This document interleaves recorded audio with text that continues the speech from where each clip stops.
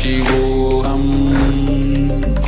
Om Nithyananda Paramashivam.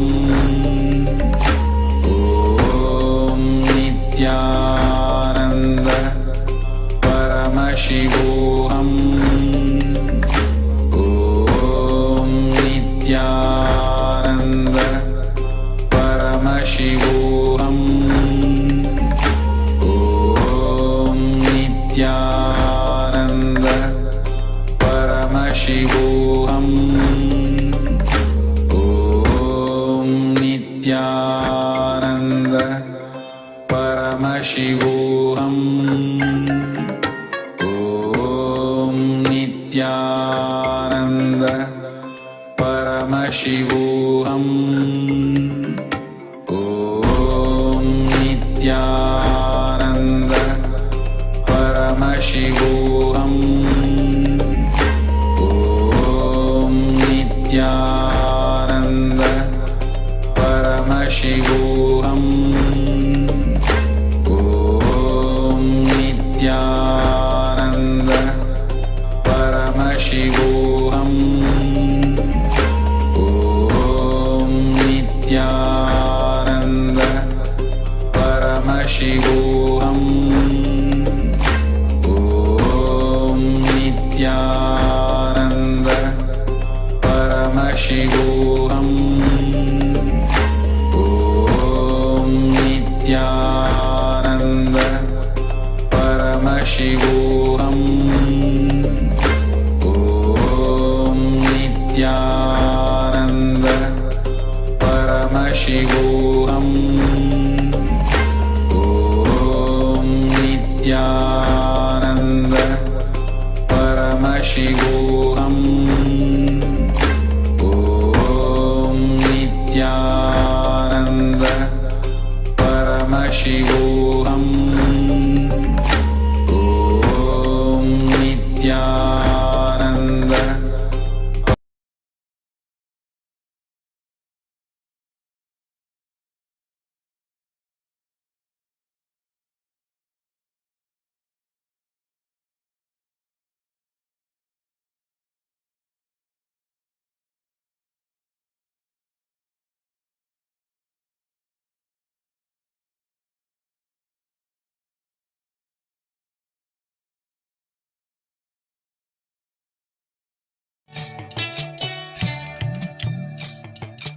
அண்டமாகி அறிவதற்கு அரியதான பொருளதாகி தொண்டர்களின் குருவுமாகி தூய்மையான தெய்வமாகி அண்டமாகி அறிவதற்கு அரியதான பொருளதாகி தொண்டர்களின் குருவுமாகி தூய்மையான தெய்வமாகி திசையெட்டும் போற்றுகின்ற என் ஐயன் ஈசனவன் திடமுடைய நித்யநந்தன் தினமும் என் சிரசை காக்க நித்ய சண்முகா நின்னை பற்றினோம் நித்யநந்த சண்முகா காக்க காக்கவே நித்ய சண்முகா நின்னை பற்றினோம் நித்யநந்த சண்முகா காக்க காக்கவே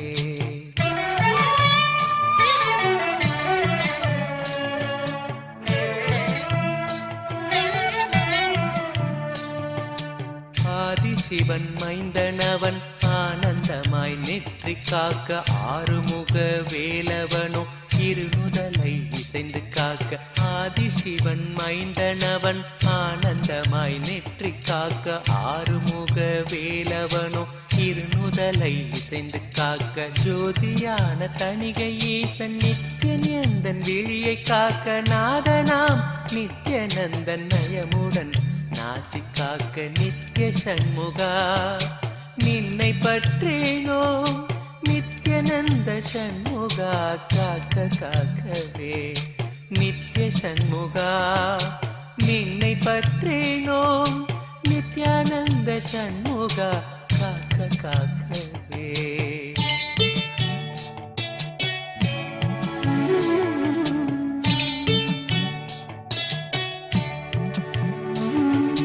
செவியே இரண்டும் சிறப்புடனே சிவகாமி செல்வன் காக்க, வாயை வேலவன் காக்க, நாப்பல் முழுதும் நித்யன் காக்க. செவி இரண்டும் சிறப்புடனே சிவகாமி செல்வன் காக்க, வாயை வேலவன் காக்க, நாப்பல் முழுதும் நித்யன் காக்க. கருப்பை தன்னை கண்டன் நித்யன் கருணையுடன் காக்க, பின்னர் பிடரி தன்னை பிரியமுடன் சிவ நித்யானந்தன் காக்க. நித்ய சண்முகா நின்னை பற்றினோம், நித்யானந்த சண்முகா காக்க காக்கவே.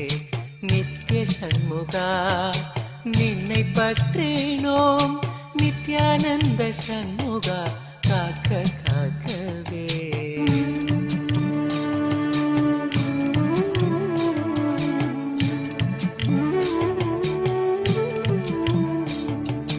தோல்விழாவை திருமகனின் மருமகனோ மகிழ்ந்து காக்க, மார்பினை மறுத்திடாமல் மருதமலை நாதன் காக்க. முழங்கைதனை முன்னிருந்து நித்ய சண்முகன் காக்க, முழங்கைதனை முன்னிருந்து நித்ய சண்முகன் காக்க. 12 கையை கொண்டு பிணியெல்லாம் நித்யன் தீர்க்க. நித்ய சண்முகா நின்னை பற்றினோம், நித்யானந்த சண்முகா காக்க காக்கவே. நித்ய சண்முகா நின்னை பற்றினோம், நித்யானந்த சண்முகா காக்க காக்கவே. நித்யானந்த சண்முகா காக்க காக்கவே.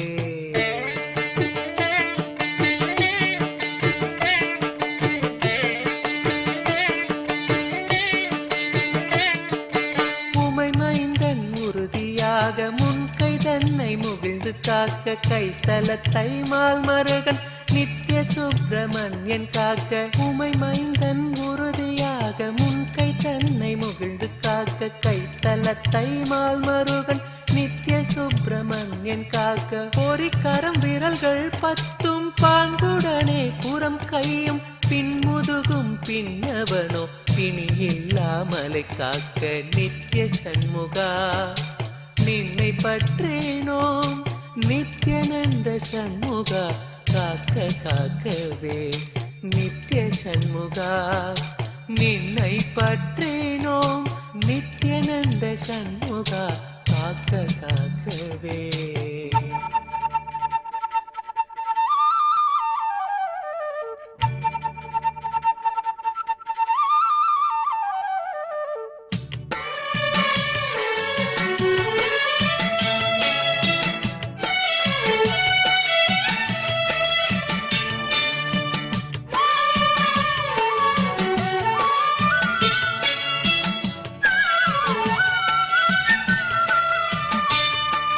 தேவி மைந்தன் தாளினையும் திருமுழங்காலும் காக்க, தொடையோடு கணைக்கால் தனை கைலை செல்வன் கணிந்து காக்க. தேவி மைந்தன் தாளினையும் திருமுழங்காலும் காக்க, தொடையோடு கணைக்கால் தனை கைலை செல்வன் கணிந்து காக்க. நேருடை பாடி 2 நித்யானந்த ஈசன் காக்க, சீரிய புதிக்கால் தன்னை குரு நித்யானந்தன் காக்க. நித்ய சண்முகா நின்னை பற்றினோம், நித்யானந்த சண்முகா காக்க காக்கவே. நித்ய சண்முகா நின்னை பற்றினோம், நித்யானந்த சண்முகா காக்க காக்கவே.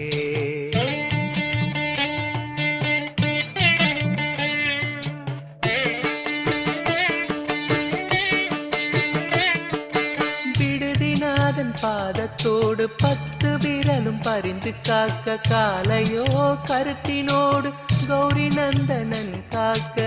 விடுதிநாதன் பாதத்தோடு 10 விரலும் பறிந்து காக்க, காலையோ கருத்தினோடு கௌரி நந்தனன் காக்க. மெய்யுடன் முழுதும் ஆதி விமல நித்யானந்தன் காக்க. தெய்வநாயக விசாகன் தினமும் என் நெஞ்சை காக்க. நித்ய சண்முகா நின்னை பற்றினோம், நித்யானந்த சண்முகா காக்க காக்கவே.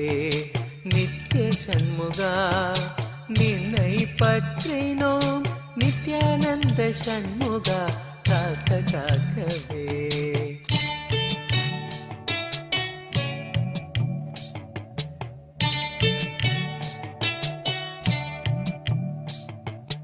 மண்ணிலும் மரத்தின் மீதும் மலையிலும் நெருப்பின் மீதும் தண்ணீரை ஜலத்தின் மீதும் சாரிசை பூர்த்தி மீதும் மண்ணிலும் மரத்தின் மீதும் மலையிலும் நெருப்பின் மீதும் தண்ணீரை ஜலத்தின் மீதும் சாரிசை பூர்த்தி மீதும் விண்ணிலும் பிலத்தின் உள்ளும் வேறு எந்த இடத்தும் என்னை நன்னி வந்து அருளார் நித்யானந்தன் வேல் காக்க காக்க நித்ய சண்முகா. நின்னை பற்றினோம் நித்யானந்த சண்முகா காக்க காக்கவே. நித்ய சண்முகா நின்னை பற்றினோம் நித்யானந்த சண்முகா காக்க காக்கவே.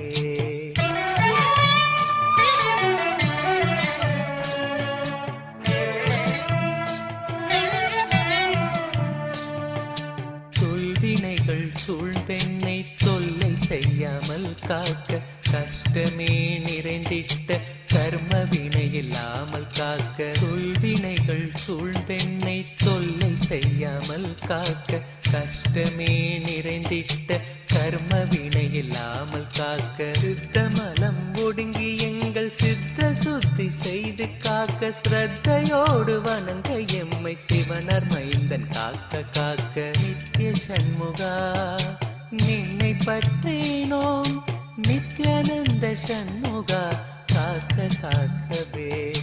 நித்ய சண்முகா நின்னை பற்றினோம் நித்யானந்த சண்முகா காக்க காக்கவே.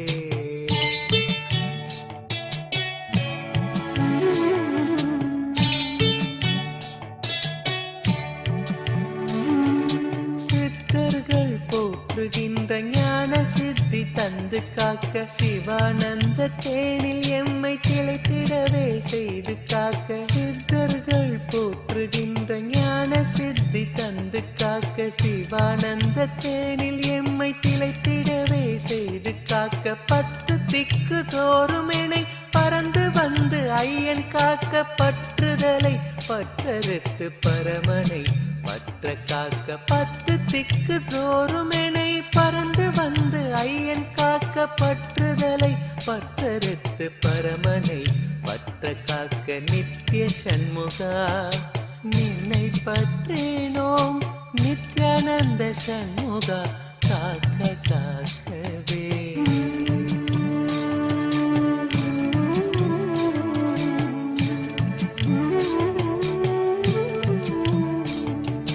பிறப்பினோடு இறப்பினையும் பெயர்ந்து நித்யா காத்திடுவாய். பிறவாமை என்கின்ற பெருமரம் நீ தந்திடுவாய். பிறப்பினோடு இறப்பினையும் பெயர்ந்து நித்யா காத்திடுவாய். பிறவாமை என்கின்ற பெருவரம் நீ. Today, there is not a single country, not a single place on this great green and blue planet that teaches traditional Hindu literature. There is no place seeing value for it, as though there were many great things of the past, but it is no way relevant to me. As we get lost in food, sleep, and television, there must be something more to remember, something more than simply continuously struggling to reinvent the wheel. However, not a single place on the planet declares itself as recognizing the value of Hindus and Hindu life. Call it Sanatana, Hindu, Dharma, if you will. Not a single place on the big marble, the green planet, that values Hindu life and living. Oh yes, but just not politically. There's no political protection, no Hindu country. Oh yes, but there is no Hindu education, no place allowed to teach yogic sciences, healing, and shastras, Hindu living. Not a single place, but can it be so? It can, and it is. Since 2,000 years ago and 56 Hindu nations, today there's none. It means zero. There are lots of Hindu deaths, lots of crimes against Hindus, even lots of temples, but no place that values Hindu life to be preserved. Now, it is not to blame only media, to blame only politicians, to blame persecution and Holocaust, anti-superstition laws, discriminatory constitutions, the pull of the consumeristic civilizations, and the allure of lust and fame. It's not to deny all tradition and expel all knowledge, to do away with all values of the past and holding our elders as somehow useful. It is not to deny all of this existence nor to ignore it, but is there no solution to the fear that keeps us from thinking and feeling? Is there really no value and meaning to the past, to the living gurus and worship? Is it really all just fake, like stopping crackers on Diwali? And no healing allowed for men of the patterns of lust and pain? Is it really all getting banned? Is it really only predation and feeding oneself? Is there no more meaning for earth? Please tell what it is and how to do it. The Shastras are no longer useful and no longer needed. Gurus are cheating and lying. Now give me my coffee, my job, and my time, my money and my wife, but don't question the life that has given it to me. Let me see, what else could there be? Is there any alternative and solution in sight to depression and Wall Street? To social isolation and fear? Let me see what it could be. Is there still a Buddha in me?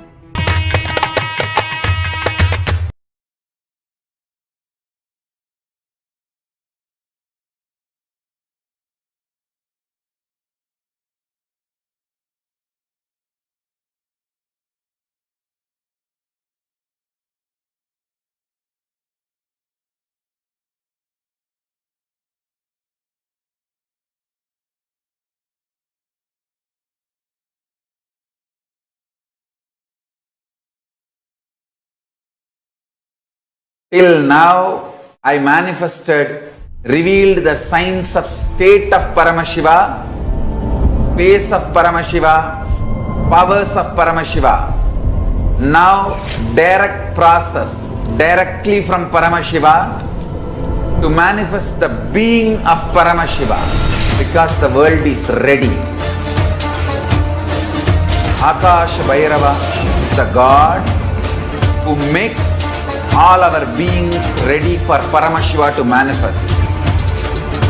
It will be centered on Akash Bhairava and making Paramashiva manifest in all of us. The program will be Guru Dakshina based. It will be dependent on you. You can't put any monetary value for it. If 10,000 of us can sit together and manifest the being of Paramashiva, not only we will heal the coronavirus in the whole world, we will give a super conscious breakthrough to the world. Whatever I was talking after the great past, I am going to make that all into reality. This will be the most life positive happening on planet Earth. All of you, make the decision to attend Paramashivam from simple integrity. My purpose is to make you attend sincerely, that's all.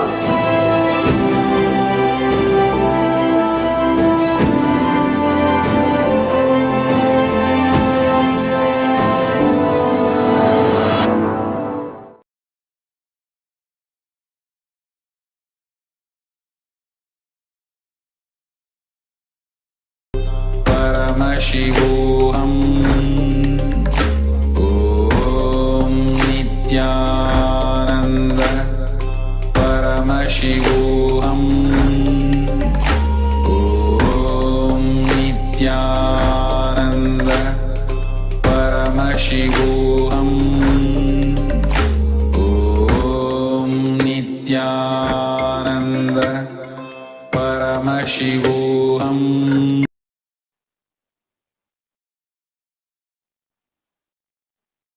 Nithyanandam Paramasukhadam Kevalam Jnanamurtim Dvandvatitam Gagana Sadrisham Tattvamasyaadilaksham Ekam Nityam Vimalam Achalam सर्वदी साक्षिभूतं भावातीतं त्रिगुणरहितं सद्गुरुं तं Namami.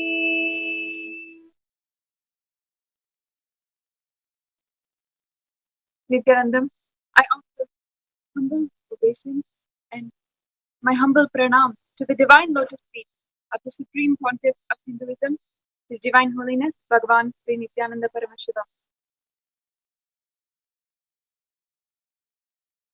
And I welcome all of the viewers gathered on the social media platforms, Facebook, Twitter, Instagram, YouTube, all of the STP Yajman Kartas, sisters, NH graduates and NH students, all of the people who are gathered in the Sarvagnya Pitas all over the world, the temples, Nithyanandeshwara Hindu temples, Paduka Mandirs, Satsang centers.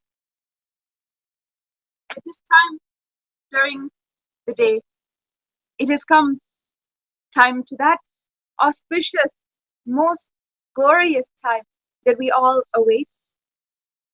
At this time, no matter where we are all over the world, whether on the east when the day is just starting, or in the west when the day is ending, we are wrapping up for the entire day.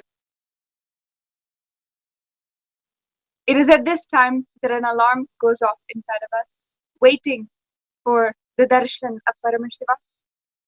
And each of us log in to Nithyananda TV and await with such loving, feeling connection to Paramashiva himself, our Guru, whom we are lucky to call Swamiji.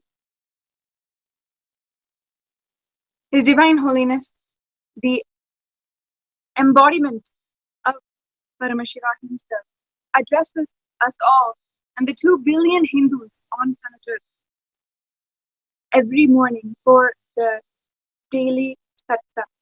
Across the world, we await the divine revelations of Paramashiva himself and the message from Sri Kailasa. So, without further ado, I invite all of the participants, all of the viewers, to share this live video, Facebook, YouTube, Twitter, wherever you might be watching. Share this live video. Let's spread the message of Sri Kailasa, the message of Bhagavan Paramashivam, and continue the grand revival of the greatest Hindu nation, Sri Kailasa.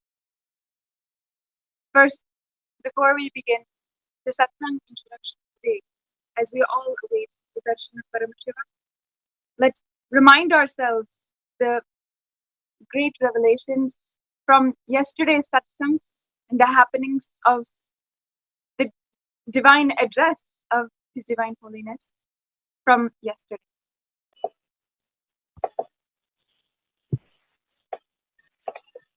Nithyanandam,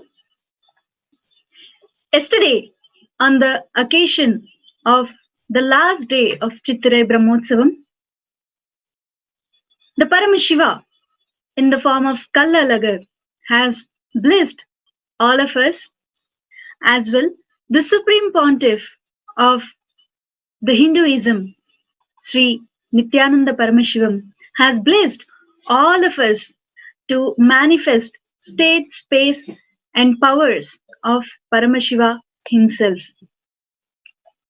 Yesterday, we have most celebrating day, like the greatest Leela of Sharabeshwara, the Pratyangara and Shulini Durga manifestation. They manifest and take Narasimha back to Vaikuntha, as well as the day of Vishakha, Buddha's birthday, enlightenment, and Mahaparinirvana day. We celebrated in all over our Adinams in a very grand way. Yesterday's direct message from Paramashiva, from Sri Kailasa. As the day first of season 4 of Paramashivoham, Swamiji has invited everyone, each and one of us to attend this Paramashivoham season 4 again. Even if we have done Paramashivoham level 1, 2, 3, this season 4 going to be completely different. And the powerful cognition which we are going to receive will be completely different. And Swamiji has committed with all of us to initiate all of us and bless all of us with Shaktipada, Shaktini Pada. And above all, Swamiji has told us that Swamiji will be manifesting himself as the state, space, powers, being superconsciousness and Kailasa of Paramashiva in all of us. In this Paramashivoham season 4 is the place where we are building ourselves to receive and to sustain ourselves for the new world order. Enlightened civilization need to be manifested. Neither the old order is going to be successful for humanity, nor the new world order going to be successful. The ancient world order is going to be successful. So let us all prepare ourselves with this Paramashivoham level 2 season 4. And Swamiji has invited all of us for this ancient world order, Kailasa. As Swamiji has blessed that we will be manifesting the state, space and powers of Paramashiva, Swamiji very beautifully told not to be strategic with Paramashiva, where we just come and attend the darshans and get the grace of Paramashiva. Of course, we should go through the whole process so that the completions which we go through, the processes which we go through in the season 4, we will make ourselves physically, mentally, psychologically, spiritually, make ourselves ready to deal the post-COVID life in a very auspicious way. With this, Swamiji has concluded yesterday's satsang, and he's going to give a more powerful, deeper and subtle truths to us with this today's satsang. Yes. Yesterday was the grand 12th anniversary celebration of the revival of the Arunachala Sarvagnapeetham in Tiruvannamalai. And along with the celebrations of Chitra Purnami, we had observed this great day, the 12th anniversary of when His Divine Holiness Swamiji began reviving a age-old tradition, an age-old sampradaya in Arunachala Sarvagnapeetham. So we had all of the sannyasis, all of the Adinavasis who were present there, had celebrated with various rituals and commemoration of the 12th anniversary of the Arunachala Sarvagnapeetham. As His Divine Holiness inaugurated beautiful yesterday, Paramashivoham season 4 is beginning with great blessing of Paramashiva himself, of Swamiji himself. It is such a remarkable thing to be able to witness even the great transformations happening across the world for thousands and thousands of people. His Divine Holiness Swamiji has truly shown us in each individual how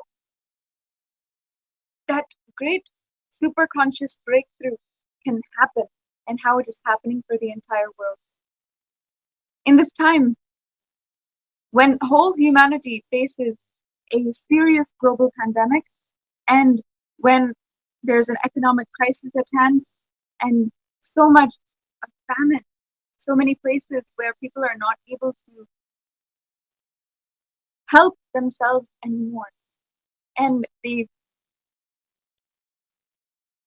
crises at hand become even worse, poverty becoming more impoverished, the hungry going on the lapse of severe starvation. At this time, His Divine Holiness has extended His great universal arms to touch millions of lives all over the world and initiate the great transformation that will bring about the new world order. If you have been watching His Divine Holiness in the daily morning satsang, then His Divine Holiness has been really explaining to us what are the different nuances of the great new world order, what is going to end and what is going to begin now. For example, the agriculture-based economy, and as well a system of medicine which is not reliant on pharmaceutical, media, advertisement, mixed. A system of medicine which is entirely wholesome and healing in nature. We know that in so many different ways, His Divine Holiness is literally telling all of us how the new world order will be structured, will be set up. And not only that, not only just telling, He is putting it in place in Sri Kailasa all over the world. In all of the Sarvajna Peethams, we have been seeing the literal transformation, the literal model ecosystem becoming more and more established. For example, in Arunachala Sarvajna Peetham, which the 12th anniversary we celebrated yesterday, we had seen that every single day since the lockdown started, and of course before that also, but even during the lockdown, the Annadan has been continuous. Annadan is the free service of nutritional food, nutritious food, which is entirely organic, which is vegetarian, sattvic meaning that it is cooked from a extreme, it is cooked without any toxification of any kind, either chemical or even the more subtle forms of toxification in forms of negativity and heavy thoughts. It is cooked even by sannyasis and people, devotees, who are initiated into healing and into the powers of third eye. Through their cooking itself, they manifest oneness with Paramashivam, and that is what is transformed literally into the food that they are cooking and which is served to the public. Every day, hundreds of sadhus who live in Tiruvannamalai, who are reliant on the banks of food and the ashrams, the adhina in Tiruvannamalai, every day hundreds of them are fed and are taken care of by Paramashivam. As well in the Shamala Pita Sarvajna Peetham in Madurai, every day there are at least 3,500 people who are connected to the Shamala Pita Sarvajna Peetham, and they are reliant on this Sarvajna Pita in order to make a daily continue in their daily lives, and they're reliant in order to feed their families and feed themselves, especially during this time when there is a global lockdown. and many institutions, governments are not able to provide for those who need and are dependent on the daily wages and salaries. At this time, without a job and without a legal protocol to go outside and find a job, many families are put into suffering just because of the current circumstance. So His Divine Holiness has opened up all of the Sarvagnapitams, has continued Annadhan despite the global lockdown. And not only that, across the whole world, in all of the Sarvagnapitas, the organic farming has been put in place with much more intensity, employing more task forces in order to establish the organic farming, continue its efforts in order to entirely maintain the agriculture and nutritional needs of the Sri Kailasavasi within the ecosystem, within the enlightened ecosystem that the Divine Holiness established. So within Adi Kailash, the Sarvagnapita in Bidadi, Bengaluru, the organic farming has taken on new levels with more crops being grown, rice paddy being sown, and different types of agriculture being added in order for the entire community, city, which is growing around the Adi Kailash, to be entirely dependent on this self-sustainable community. It is truly a remarkable thing to see. His Divine Holiness is spearheading the new world order. We are literally in the crux of history, seeing the literal crumbling of a old structure, an old world, and His Divine Holiness is literally championing the great new age. It is actually told in the Jiva Nadi, the palm leaf readings from the great library in Puducherry. This tradition is a very well-known tradition in Sanatana Hindu Dharma, where the past, present, and future of an individual is written in the palm leaf scriptures. For His Divine Holiness, one day it was suddenly revealed when a devotee had gone for his own reading that it was suddenly revealed about His Divine Holiness that he would be the one to lead the whole world into a new age, the Satya Yuga, or what we call the Nithya Yuga. It is such a beautiful saying, and today what is written in the verses of the Jivanadi is what we are literally seeing manifest into reality. For millions across the world, His Divine Holiness is literally the only hope.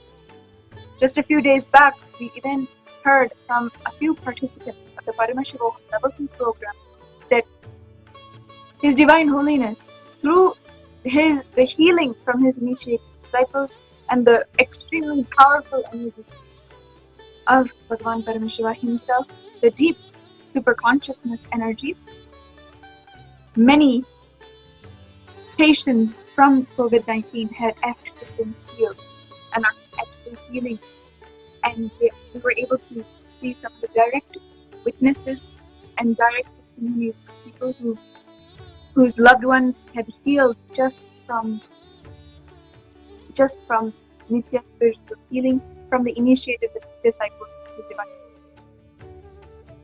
Let us understand, for all of us first, that without the great leadership and the great advent of Bhagavan Paramashiva himself in the form of His Divine Holiness, we would be literally at loss in the world, without a hope of where to go.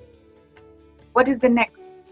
It is His continuous dedication, hard work, and untiring inspiration that inspires and motivates us all to continue forward no matter what. Sri Kailash is literally leading the world into this new world age. I invite all the viewers once again to get to know more about Sri Kailash. You can visit srikailasa.org and see the nation that His Divine Holiness is reviving. And as you have heard about the Paramashivam Level 2 program that is going on, now for 4 continuous back-to-back seasons. Today is the second day of the Paramashivam Level 2 program, and already we are literally seeing how it is entirely different from the last batch. His Divine Holiness had, when he first announced the Paramashivam Level 2 program, he told the whole world that he is manifesting the very being of Paramashivam. The promise that we all received was that we would not, even us whom we think we are, would not be there, only Paramashivam at the end. And so many people after batch 1 had were so blown away by the literal transformation they had gone through. And daily finding out new breakthroughs, daily having completions going on in their life. His Divine Holiness gifted the world with the program Paramashivam Level 2 in order to establish thousands of people into this super conscious breakthrough which he took, in order to establish all of us into the very being of Paramashivam. His Divine Holiness beautifully narrated to all of us that from 1995, when he first started teaching Gurukul students in Ramakrishna Math, and he started the public life. After that, until 2010, for 15 years, His Divine Holiness established, taught, initiated all of humanity into the state of Paramashivam. With the great science of untouching and the initiation into Nirvikalpa Samadhi, we all were able to understand, we all were gifted with the state of Paramashivam. Then from 2010 to 2015, His Divine Holiness, with the great science of completion and the 4 tattvas, gifted to the entire humanity the space of Paramashivam. From 2015 to 2019, then His Divine Holiness fulfilled another breakthrough for humanity, the powers of Paramashivam, where for the first time in the entire history of humanity, entire history of the whole world, all of the gods and goddesses, all of the beings who have been witness to the entire history were witness for the first time to the most number of people manifesting powers at the same time in one place. In Ujjain in Kumbh Mela in 2016, Simhas Kumbh Mela, 5,000 people were manifesting together at one place at one time. This is how His Divine Holiness gifted to the whole humanity the powers of Paramashivam. Then, now, after the Great Pause, 2019, in 2020, upon its opening, His Divine Holiness had started the Paramashivam Level 2 program, manifesting in all of us the very being of Paramashivam. He has told us that this being of Paramashivam is literally manifest through his unending, unparalleled Tyaga, his sacrifice for the whole of humanity. And just through that Tyaga and the teaching, initiation into Tyaga for the whole of humanity, he will manifest Tyaga within inside of all of us and completion, manifestation of the very being. Now, let us watch that very first initiation, that very first darshan, glimpse that is so memorable to all of us of Paramashivam level 2 and His Divine Holiness message.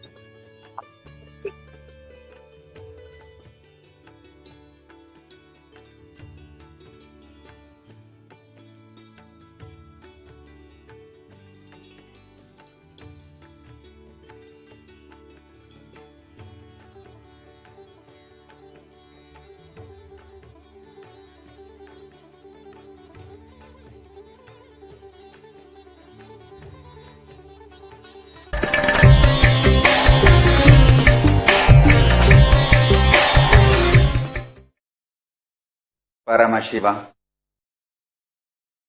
that is me, directly relating with all of you now, using this body. All these days, I use the body and being of Nithyananda. Now, I am just using this body and directly relating with you all. Here I am available, manifesting for all of you to experience the being of Paramashiva.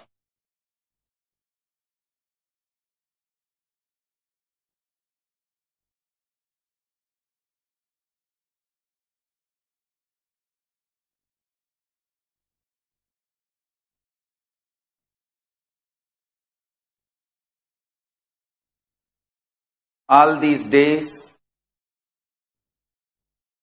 when I was using the body and being of Nithyananda, everything I manifested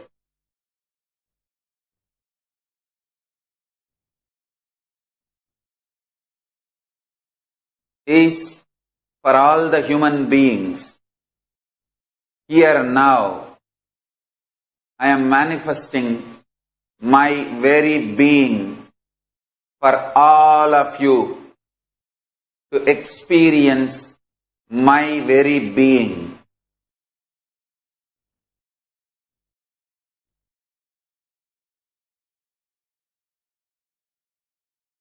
My very state, my very space, my very powers, my very own being, and my very own superconsciousness, and my Kailasa will manifest for all of you.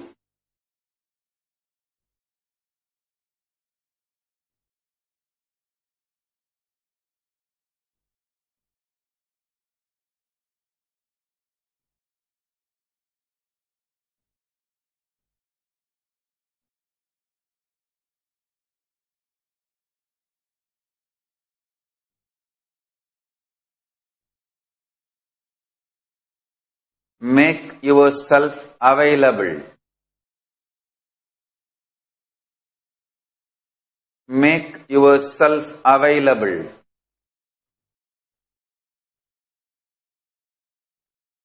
For this 16 days.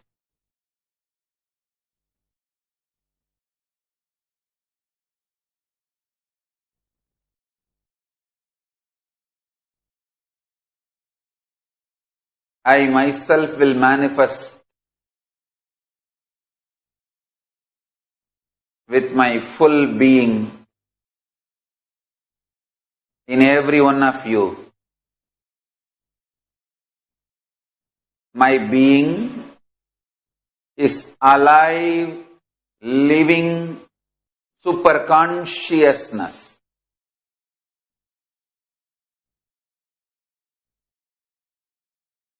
How you perceive you, I am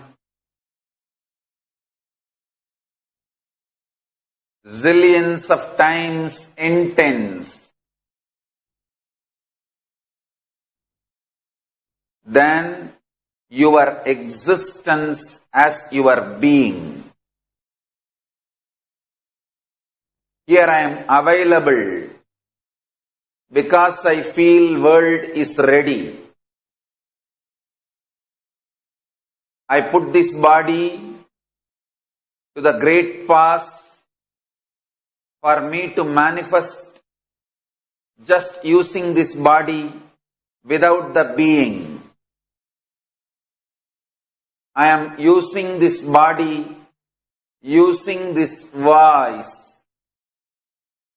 not using the Nithyananda's being. I am Paramashiva, directly available now to the whole universe using this body to reveal all the best things from the Kailasa to all of you, to make you all experience and manifest my being.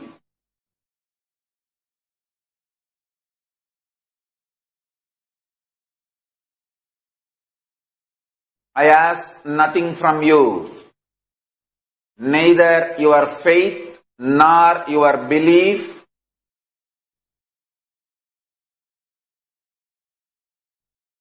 Make yourself available. Open your being for my being to radiate. Open your being for my being to manifest.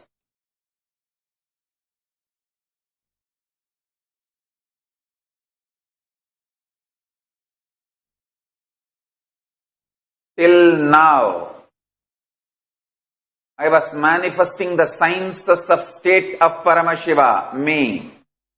Space of Paramashiva, me. Powers of Paramashiva, me. Using Nithyananda's body and being. Now, I am manifesting Paramashiva's being directly. Me, Paramashiva, directly manifesting using this body without using Nithyananda's being. Directly available to all of you to manifest Paramashiva, my very being.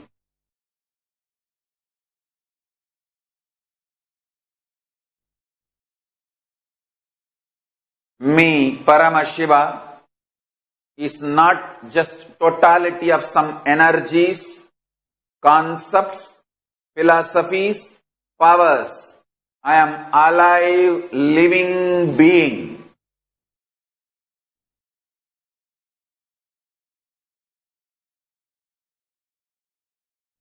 I do not have likes and dislikes like you, but I do have likes and dislikes of my space. My like is life pro, absolute life positivity and bliss. Anywhere life positivity manifests, I am manifesting.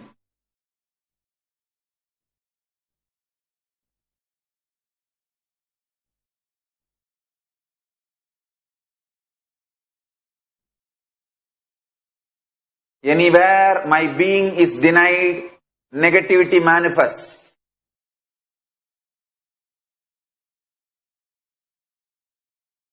I am here to make all of you to manifest me. It is time. Humanity needs my being directly. It is time to save the humanity.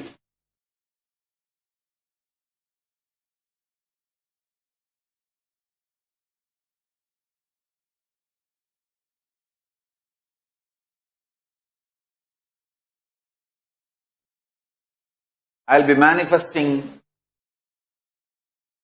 in thousands of beings now, this next 16 days, not only give a superconscious breakthrough for the whole humanity,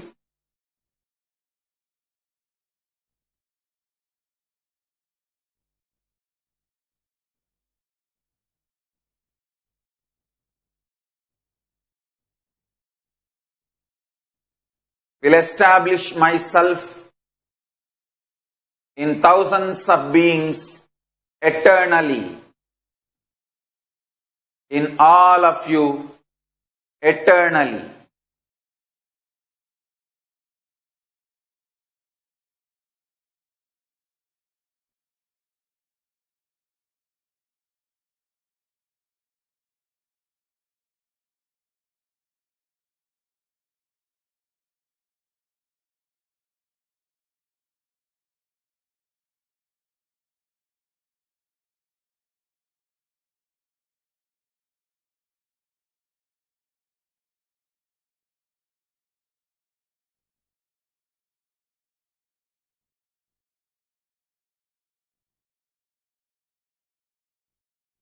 This day, time will be celebrated eternally in the spiritual history of the humanity as Paramashiva's being day.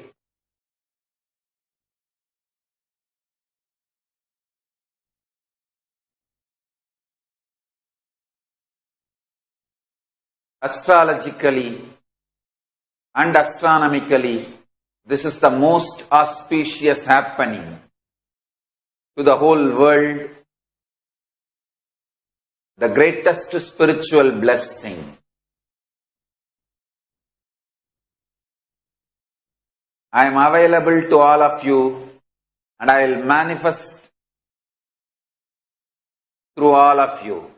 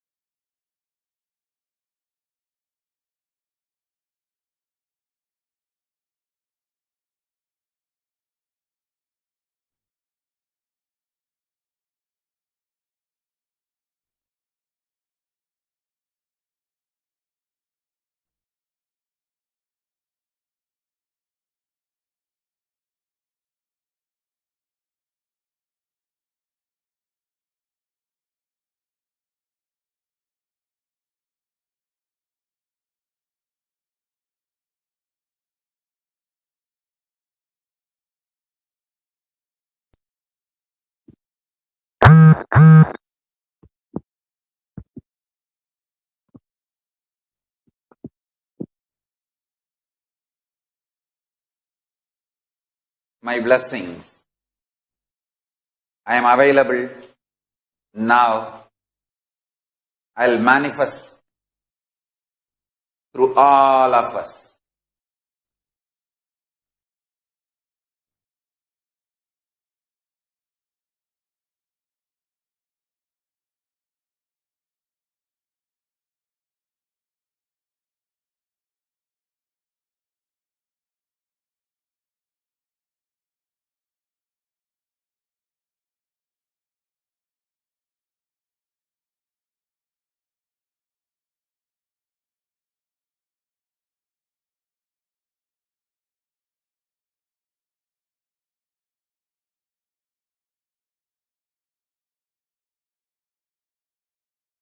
In order to bring a superconscious breakthrough for humanity.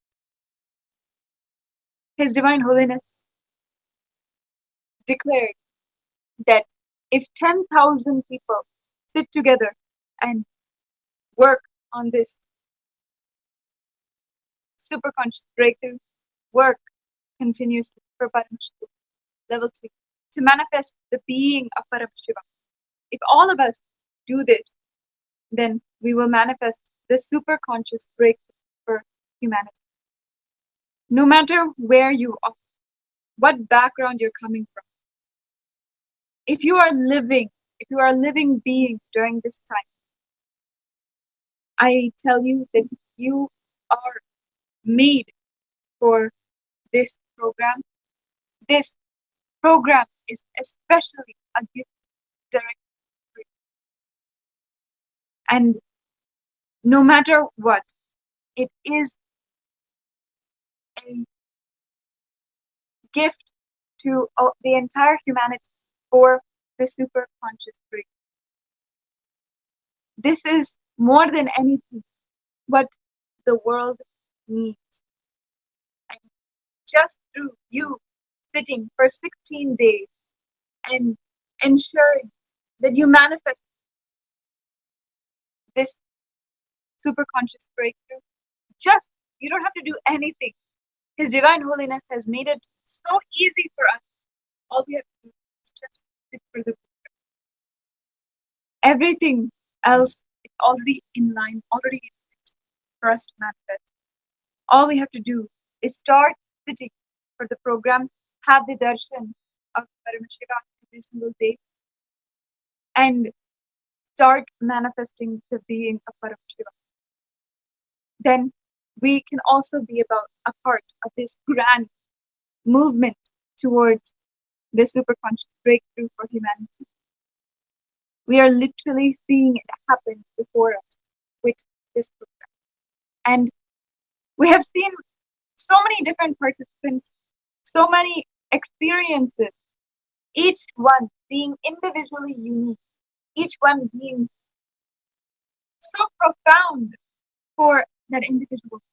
So amazing to be able to read and be a part of.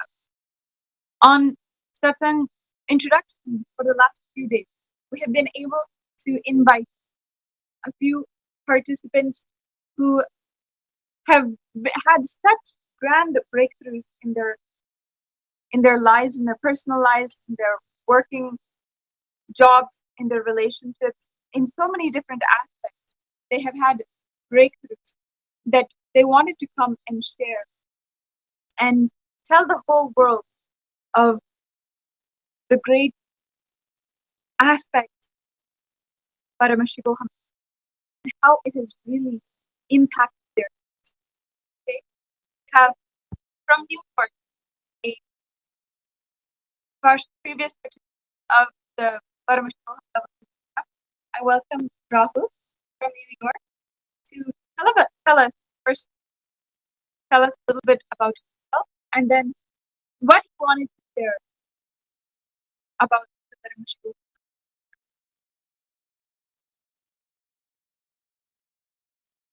Yes, Rahul, go ahead. Hi, Nithyananda, can you hear me?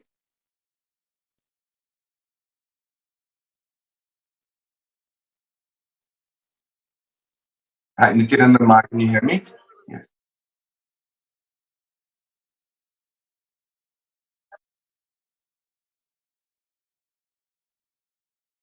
So yeah, hi everyone. My name is Rahul. I'm from New York, and I started following Swamiji. I think I came across Swamiji's videos in 2016, and then I attended my first program with Swamiji in 2017, which was the Inner Awakening program. And it was, I mean, I have no words to like describe it. It was truly the most transformational experience I've had. I mean, it's really hard to like put in words, but it was truly like, yeah, one of the most transformational experiences. And then because of what I experienced during Inner Awakening, I actually decided to attend Swamiji's next program as well, which was Mahasannidhanam, which was a few months after Inner Awakening, and that program was completely different to Inner Awakening. It was I felt it was at like a being and energetic level. There were a lot more people, and I mean the kinds of things that I've like personally sort of experienced in my life after having gone to these like programs is like, it's hard to put in words, but it's like deeper and better relationships with like my family members, with my friends. I feel like things happen like really effortlessly now with things I used to struggle with initially, and it's just been, I mean, if I use the words it's been magical, like I would not be exaggerating. It really has been like a magical ride with Swamiji, and I truly feel blessed to like be here today. And the funny thing is like I wouldn't have imagined any of this in like 100 years. I would not. Where I am today, Swamiji, like there's just no way. I mean, it's it's really, it's hard to put in words. And then most recently, I attended the Paramashivam level 2. I think I was the third batch, and I think we're already on to the fourth. That program was also, I mean, it's hard to describe these programs just because of like the transformation you go through, but I found it to be completely different from the other programs, and again, like truly transformational. And there was this one like particular area in the program where Swamiji was talking about like leadership and responsibility. And I mean, after that session, after like what I heard, it just sort of, I don't know, inside, it just sort of changed something for me. I had been like stuck with a major sort of like career / work decision. And I think I was just really fearful of whether I actually had the capability and the leadership abilities to be able to do something that was like, it was a big sort of program project. And I was like not clear, I was confused. I mean, a lot of things. It was like a major decision. I had no idea what to do. I had, no idea how to solve it. And I've been in plenty of leadership classes. I've been in plenty of like leadership positions. But I was truly stuck on it.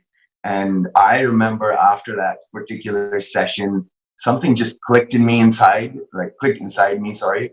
And I just see that entire equation so differently now. In fact, to me now, like the choice is really like clear as day. I mean, it's as clear as day, and I'm looking at the same equation, and so I think Swamiji just has this way of, I don't know what he does, but whatever it is that he does, he just has this way of, it's seriously, it's magic. I don't know what he does. I don't know how he does it, but if I had to give sort of like a parting thought, I would say that I would highly encourage everyone, and I'm serious when I say this, I would highly encourage you to attend Swamiji's programs.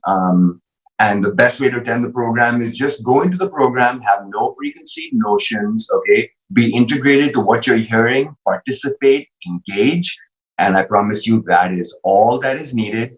Go through the program, have the experience, and I think everything will speak for itself. The experience will speak for itself. You won't need anyone to tell you anything or say anything. Truly transformational. I mean, sometimes I feel like, like fairy tale kind of things are happening in my life, which it's just hard to describe. It really is hard to describe, but truly amazing, and I highly, highly encourage it. I truly feel blessed to be a disciple of Swamiji's and to be associated with him. Like, I must have done something right in my past lives. So, with that, I'll turn it back to Sadashiva Priya, and thank you so much, Nithyananda.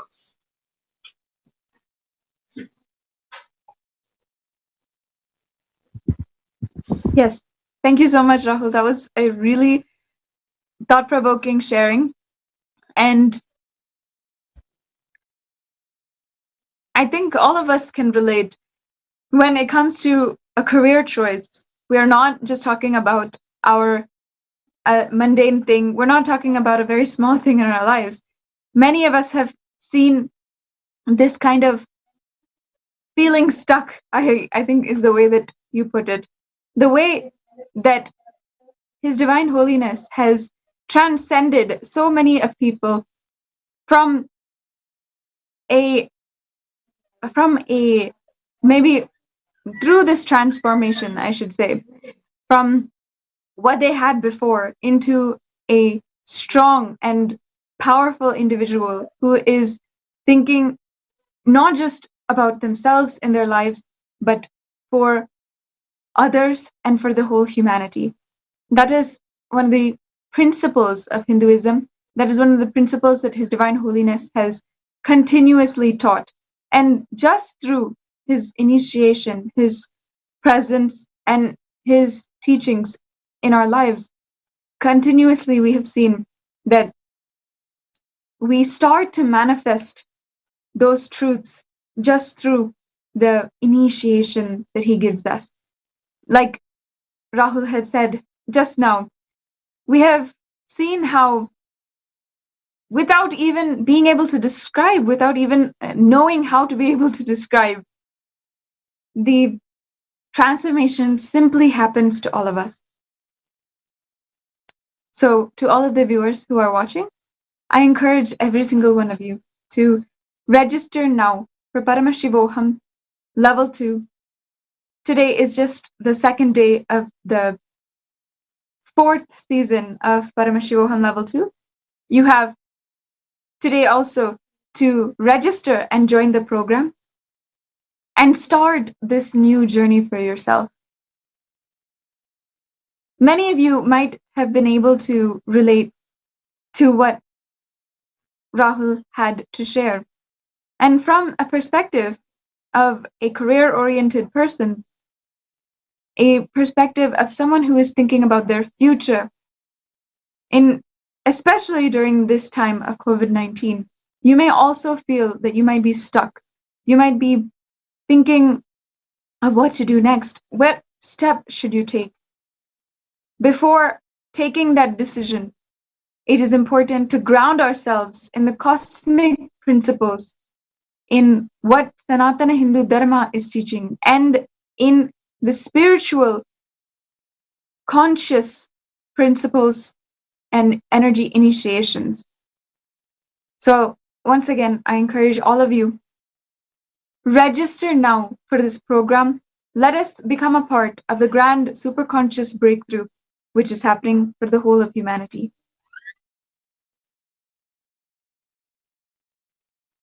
Till now, I manifested, revealed the signs of state of Paramashiva, space of Paramashiva, powers of Paramashiva. Now, direct process, directly from Paramashiva to manifest the being of Paramashiva, because the world is ready.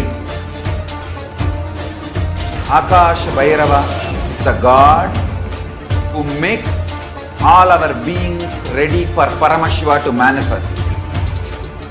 It will be centered on Akash Bhairava and making Paramashiva manifest in all of us.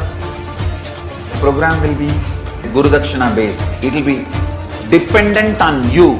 You can't put any monetary value for it. If 10,000 of us can sit together and manifest the being of Paramashiva, not only we will heal the coronavirus in the whole world, we will give a super conscious breakthrough to the world. Whatever I was talking after the great past, I am going to make that all into reality. This will be the most life positive happening on planet Earth. All of you, make the decision to attend Paramashivam from simple integrity. My purpose is to make you attend sincerely, that's all.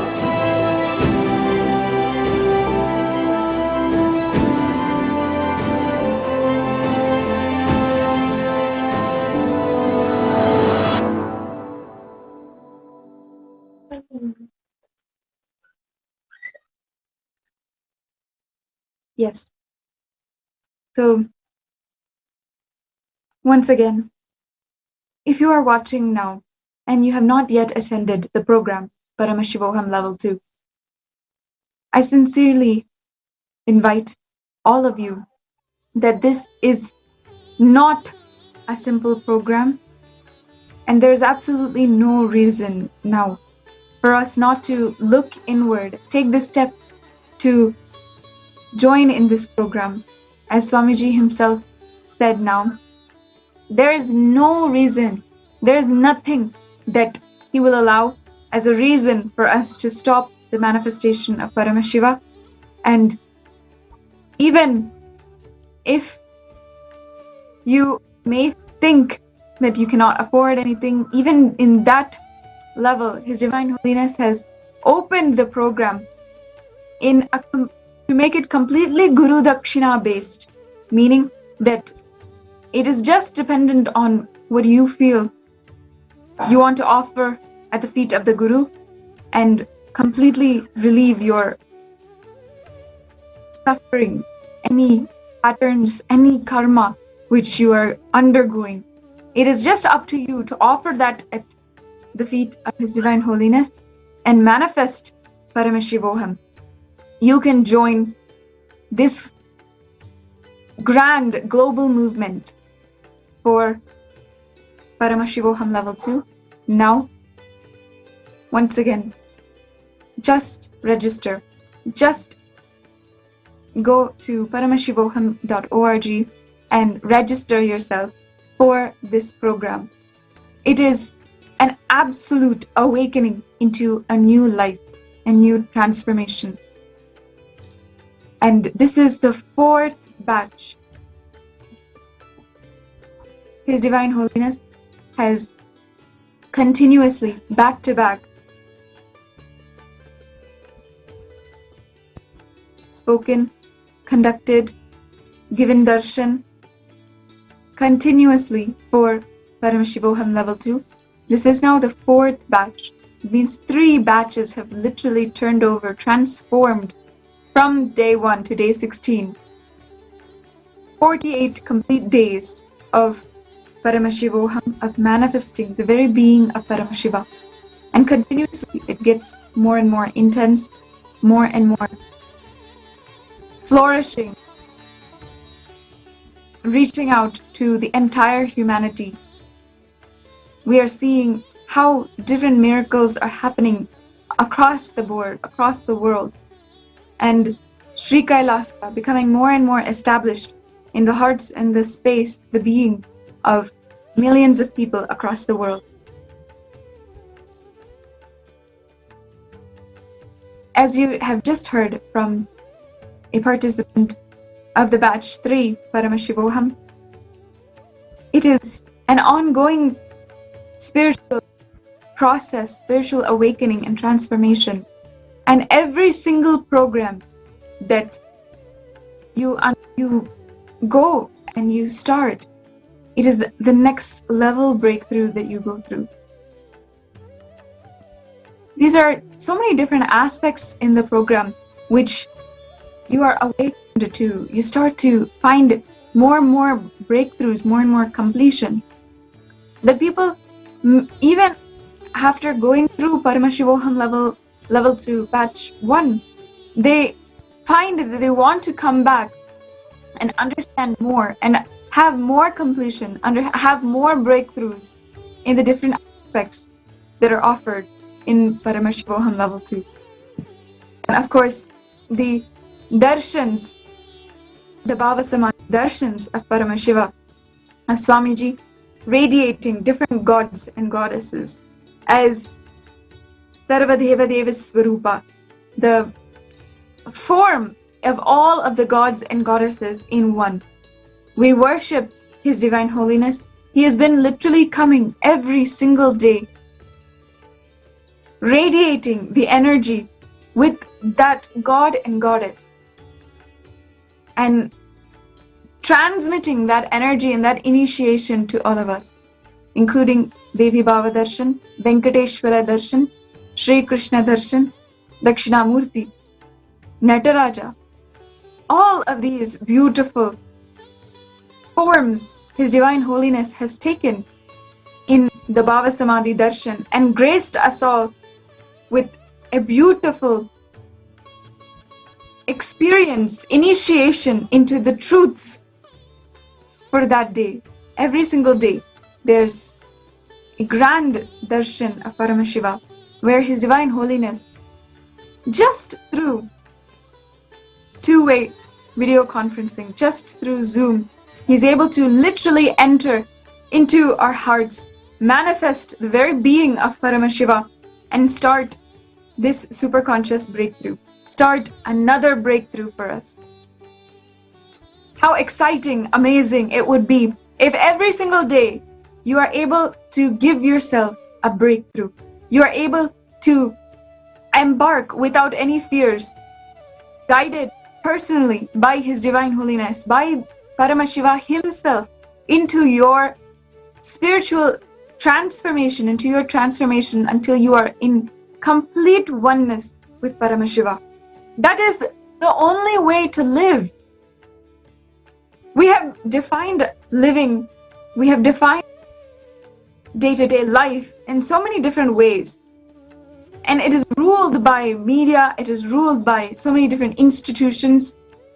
But continuously having conscious breakthroughs, continuously having transformations, experiences, and even darshan of beings from different dimensions, travel to different dimensions. That is the life that His Divine Holiness is initiating us into. Continuous spiritual transformations, daily breakthroughs, breaking something which has been a part of us for so long, breaking a pattern, completing a pattern. That is what His Divine Holiness even defines as power manifestation. Continuously manifesting. The participants of the Paramashivam Level 2 program have shown us so many different breakthroughs in just power manifestation. Understand, the power manifestation is literally dealing with your patterns, your negative thoughts and emotions, your continuous mood swings, depressions, all of this as if it is in your hands and in reality. Manifesting powers is literally manifesting a breakthrough from all of these different patterns which are bogging us down like anything. When we are manifesting Shaktis, we are literally breaking these patterns, breaking this toxicity which is built up inside of our system. Continuously being in that state of Shakti Nipada, of oneness with Paramashiva, feeling connection with your Guru, with Paramashiva Himself. These are all the different ways that you are able to manifest, that you are able to continuously give yourself breakthroughs. And there is honestly no other better way to live than just continuously giving yourself breakthroughs in this way. When life becomes other dimensional and you're able to travel to other dimensions, other beings from different dimensions come to give you darshan. That is how to transcend the life that we are in. during this COVID-19 lockdown, the global lockdown which is happening, many people might find it completely intoxicating, the way that they have to sit inside with their own negativities, their own emotions. They might find it claustrophobic, being continuously in one place for so long. But Swamiji has gifted us this Paramashivoham Level 2 program in order to just within side of ourselves be able to transcend different dimensions, different experiences, different layers of the whole universe, sitting from wherever we are. All you need is one internet connection, which all of these viewers certainly have, and you can simply sit and start your journey in this program. The very many dimensions of the Paramashivoham program, including the cosmic dimension, understanding and experiencing the entire universe, so that we can lift ourselves, upgrade our understanding of our lives and the whole universe, so that our daily problems will become just useless, will become so irrelevant to us. During this program, His Divine Holiness gives us the darshan of Nataraja, the great form of Paramashiva in the cosmic dance. During this, His Divine Holiness initiates all of us into the great knowledge of cosmology, Hindu cosmology, and we are able to then transcend the meager perceptions that we have of the world and the universe and experience the entire world, experience the entire universe in its full grandiosity. That's one dimension of Paramashivoham. And we are also already had described the Bhava Samadhi as another dimension of Paramashivoham. And of course, completion with mother, completion with wealth, completion with gender. These are also different aspects of the Paramashivoham Level 2 program that all of us have seen. And if you have been a part of Sangha, but for whatever reason, not yet registered for Paramashivoham Level 2 and doing this program, you have seen the Facebook posts, the continuous activism of so many different participants, of so many different people all over the world, of how they have literally transcended their previous form, started to look different, become more happy, more transformation, more energetic in their appearance even. Just from their pictures that they post on Facebook, prideful of the fact that they are just manifesting Paramashiva. This is the gift that His Divine Holiness has given to the entire humanity. Let us reach out to every human being on planet Earth. Let us gift this to every being on planet Earth.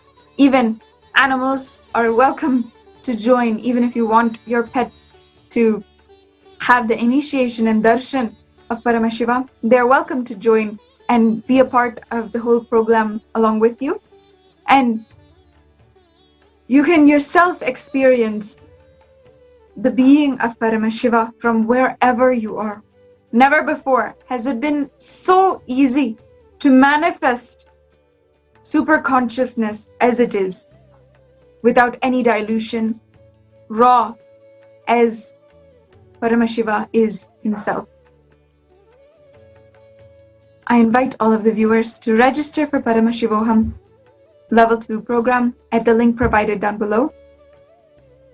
And on this live video, if you are a participant of the Paramashivoham Level 2 program, go ahead and tell all of us, tell all the new viewers your experience, and tell the viewers of your experience, your transformation, what you had been gifted during the Paramashivoham Level 2 program. Go ahead and like, comment, share on this live video on Facebook, YouTube, Twitter, Instagram, on all the social media platforms. Let's spread the message of Sri Kailasa. Let's share with the whole world. Bring this beautiful gift that His Divine Holiness has given all of us to the entire planet. I'm giving you 2 minutes now. Just let us share this live video. Let's share on YouTube. Let's share in all of the platforms about Paramashivoham Level 2, and let us share this link for today's satsang, so that wherever we are reaching out and spreading the message of Sri Kailasa as we await the divine darshan of Paramashiva himself and the divine revelations that he is going to give us. Till now, I manifested, revealed the signs of state of Paramashiva, space of Paramashiva, powers of Paramashiva. Now, direct process, directly from Paramashiva to manifest the being of Paramashiva, because the world is ready. Akash Bhairava is the God who makes all our beings ready for Paramashiva to manifest. It will be centered on Akash Bhairava and making Paramashiva manifest in all of us. The program will be Guru Dakshina based. It will be dependent on you. You can't put any monetary value for it. If 10,000 of us can sit together and manifest the being of Paramashiva, not only we will heal the coronavirus in the whole world, we will give a super conscious breakthrough to the world. Whatever I was talking after the great past, I am going to make that all into reality. This will be the most life positive happening on planet Earth. All of you, make the decision to attend Paramashivoham from simple integrity. My purpose is to make you attend sincerely, that's all.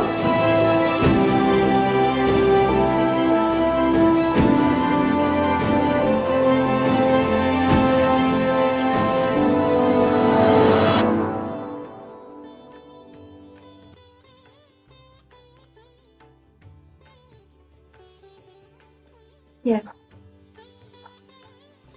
It cannot be said enough. Paramashivoham Level 2 program is the greatest gift that His Divine Holiness has given to humanity. Once again,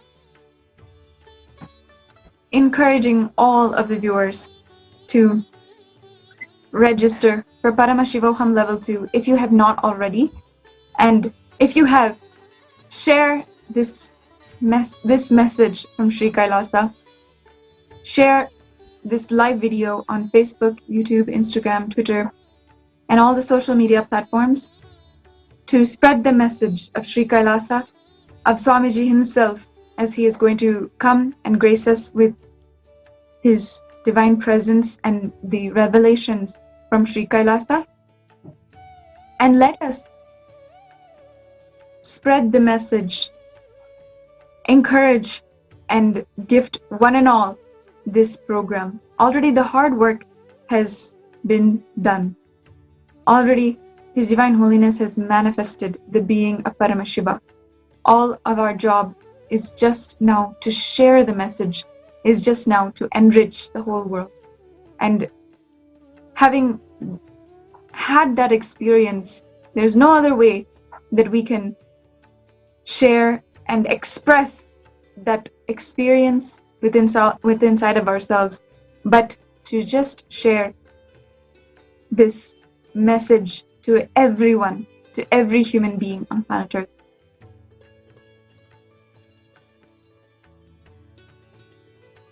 Unfortunately, we have seen a great persecution against Hinduism, and that is why we must all stand up and start becoming active, start becoming proactive for Hinduism. If we do not want to see the fall of Hinduism within our lifetime, within the next generation, if we want to understand and have each of the next generation children, kids, babies, to have the joys of Hinduism, the joys of deity worship, the joys of all the beautiful arts and culture of Hinduism, the joys of being able to go to an ancient Hindu temple, the joy of having so many different spiritual experiences. If we want to spread that joy, if we want to instill life positivity and promote life positivity on planet Earth, combat the raging negativity which is pervading humanity and poisoning the whole world, not just human beings, but even animals, plants, every single being is being affected by the collective negativity of ourselves. If we want to protect humanity, if we want to protect these beautiful joys of Hinduism and the life positivity, pure in its form, of Hinduism, we must act now. We must stand for Hinduism.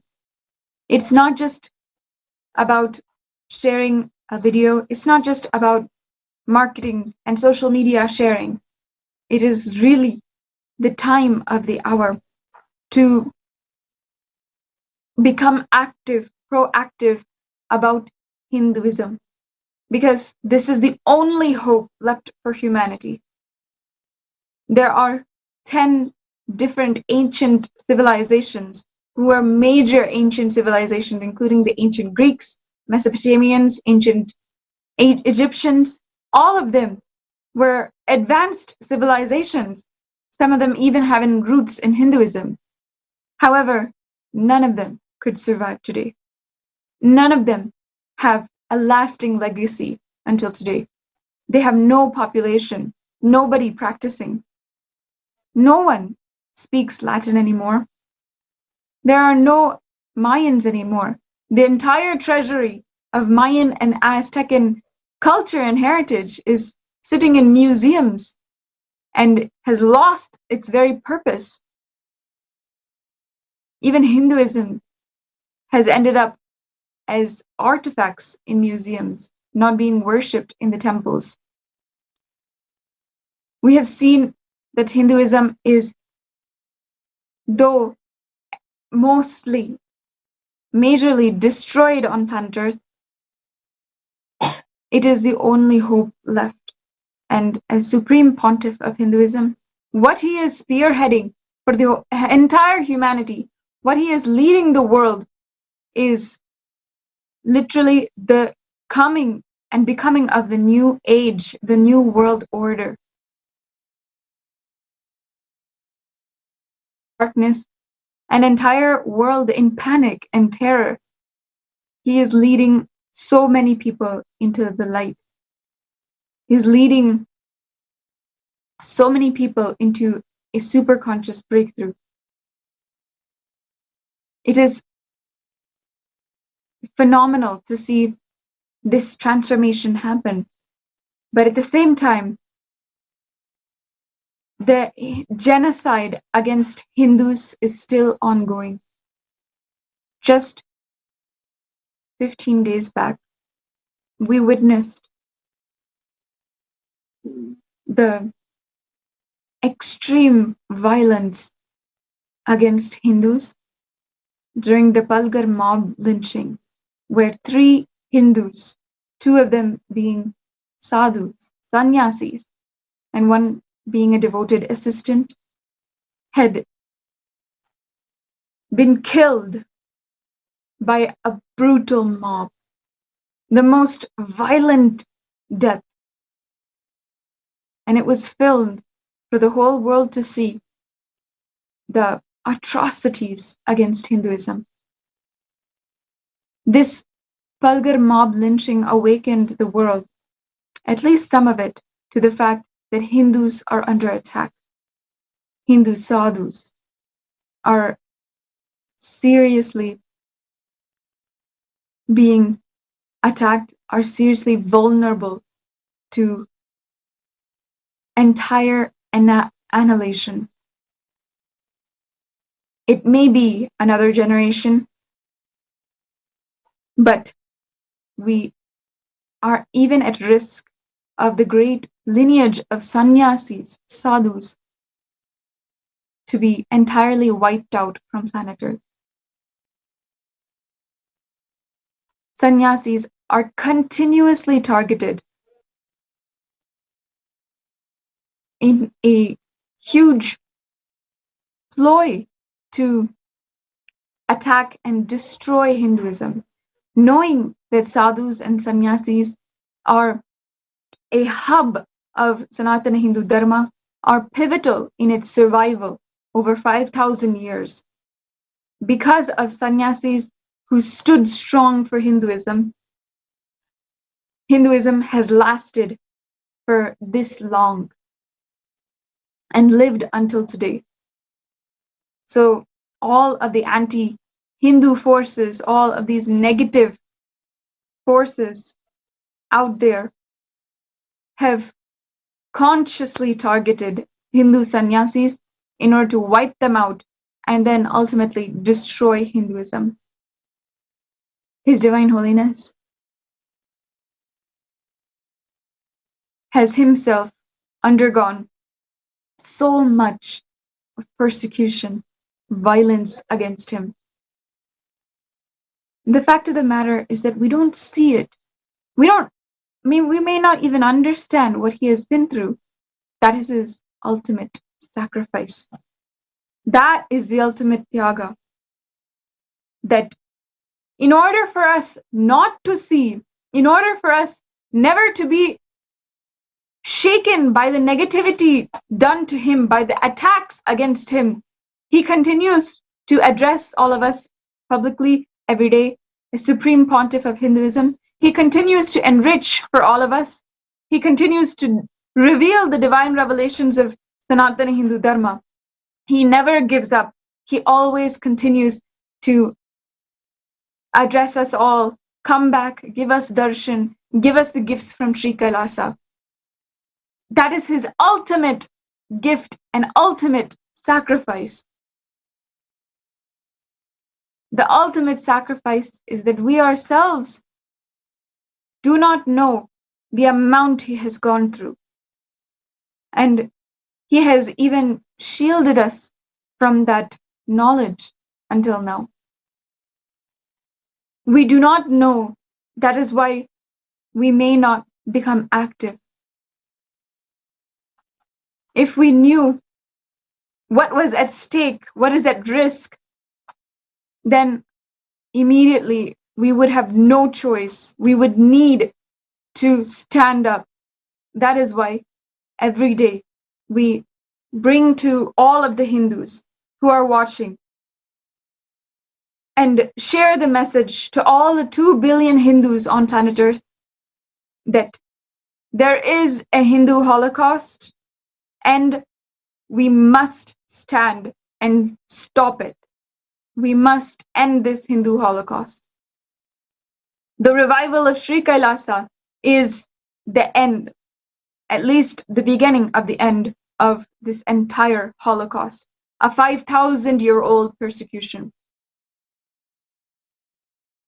Let us understand from His Divine Holiness himself on this Hindu Holocaust. Indian media is heavily funded and owned by anti-Hindu elements Indian media is built and owned with only purpose of eliminating Hinduism from India. Once for all, finishing it off. Understand, Indian media does not spread news or facts of what happened. It spreads its narrative. Indian media has a clear narrative. Their narrative they spread using opinionated, distorted, not only opinionated, distorted facts, blatant lies. Please understand, Hindus all over the world need to understand this. And Hindus all over the world should stop trusting Indian media cult, Indian mass media cult. You should stop trusting Indian mass media cult as the source of information. That is all I am requesting. Please understand. I want you to know, because I have experienced it firsthand. When they try to attack me, do the character assassination and do the hate speech, they spoke about all the major important Hindu principles and destroyed all the Hindu principles using my name. They started showing us I am an illegitimate, characterless person. Then the worship of Shivalinga comes. There is a huge article on palace symbol worship or palace worship on Shivalinga, and our Bhava Samadhi darshan is called cross-dressing.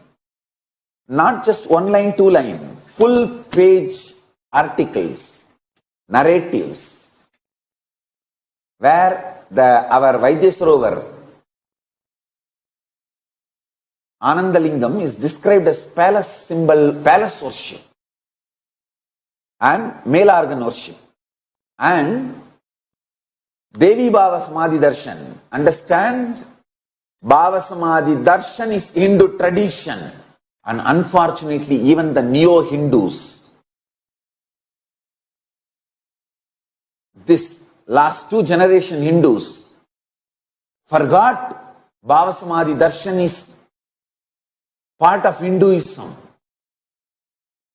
I can give you thousands of references, including Sri Ramakrishna wearing sari and living in the Bhava. Tapovanam, near Tiruvannamala, there is a place called Tapovanam. Jnananandagiri Swami, he used to wear sari and be in Devi Bhava during Navaratri. And till today, the Shivacharya who does, the priest who does puja in Tiruvanikaval temple, the noon puja, he has to wear sari and dress up himself as Devi. In Devi Bhava Samadhi, he has to do puja to Paramashivam. All the best things Hinduism has. I have some more evidences collected for whatever statements I made. Deccan Herald wrote in 2010, Deccan Herald is the worst anti-Hindu element, worst anti-Hindu prostitute.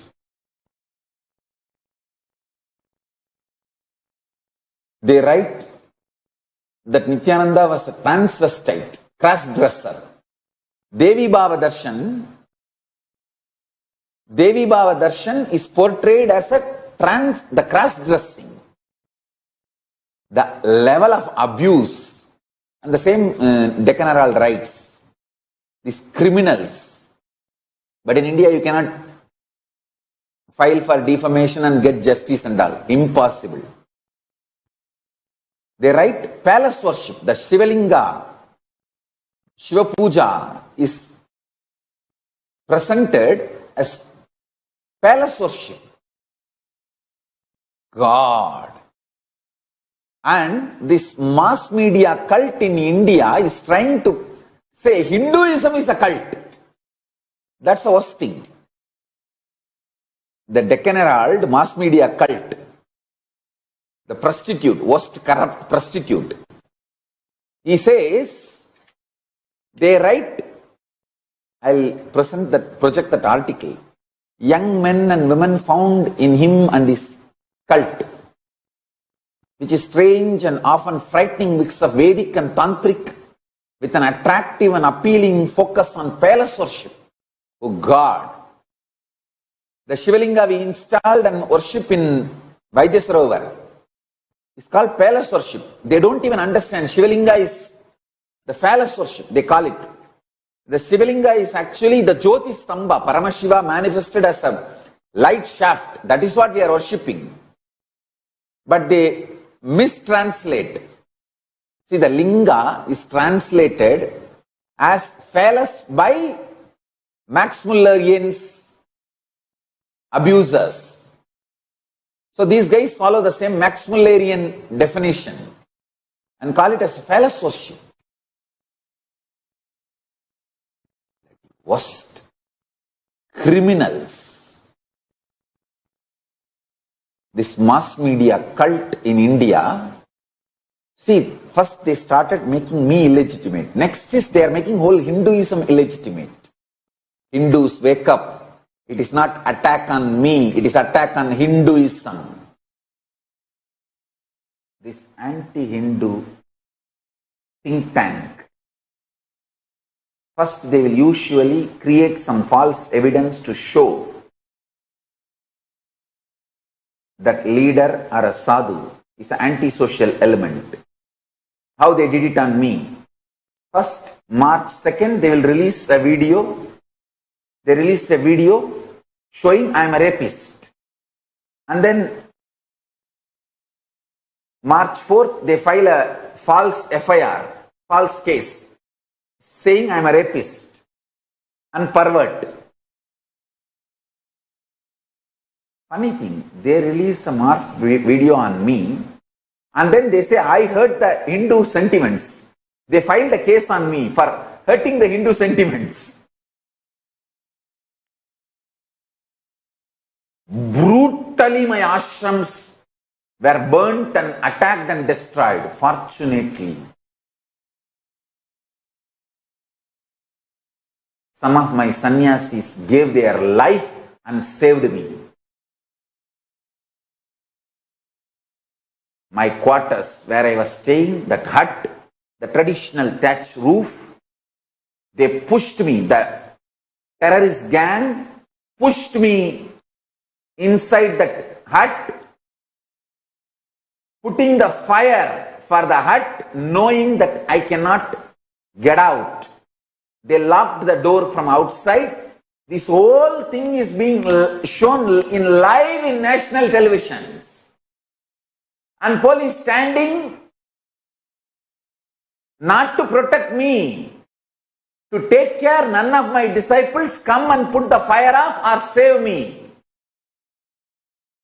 All my sadhus, my devotees were rushing to protect me, to put the fire off, were stopped by the police.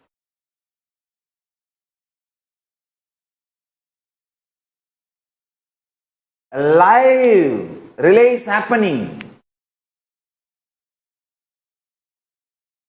This is shown live in national televisions. Police is there. Police handing me over literally to the terrorist gang to kill me. Fortunately, two of my sadhus broke the window using their bare hands and pulled me out through the back side and took me out safeguarded me. That is why I am here now sitting in front of you all and talking. If not, by March 4th, the news would have been released in sex scandal because of the illegal, immoral, anti-social activities. The social leaders, responsible mob, killed Nithyananda. Over the news.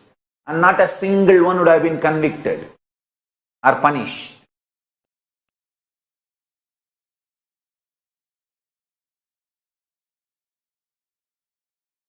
The most funny thing is, even now,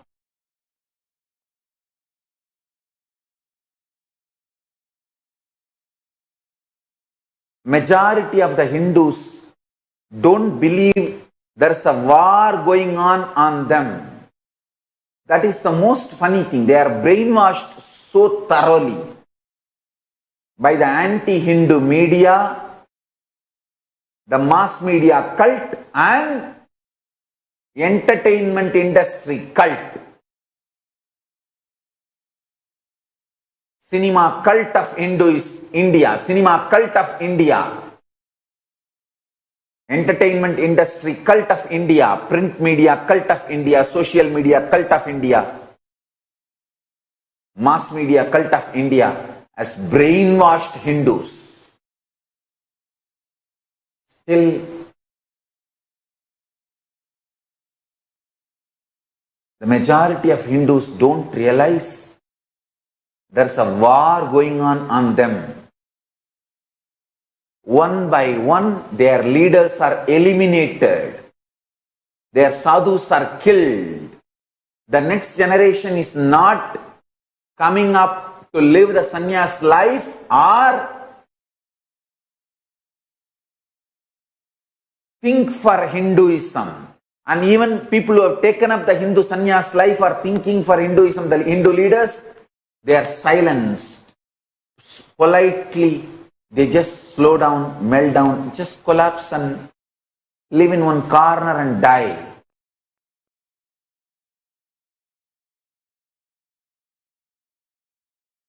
They are separated from the mainstream Hindus, singling them out and eliminating them using hate speech, defamation, lawfare, persecution, ultimately mob lynching. Done.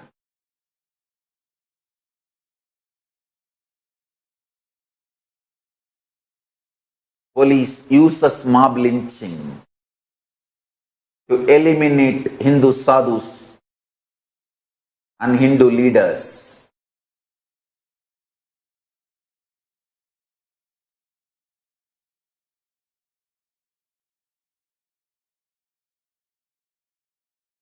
I can show you photographs and video records and enough evidence. And even when they put me in my room and locked the room outside and put fire and attempting to burn me alive, actually, as far as they are concerned, they burnt me alive. That's the truth. Kalabhairava saved me. Paramashiva saved me.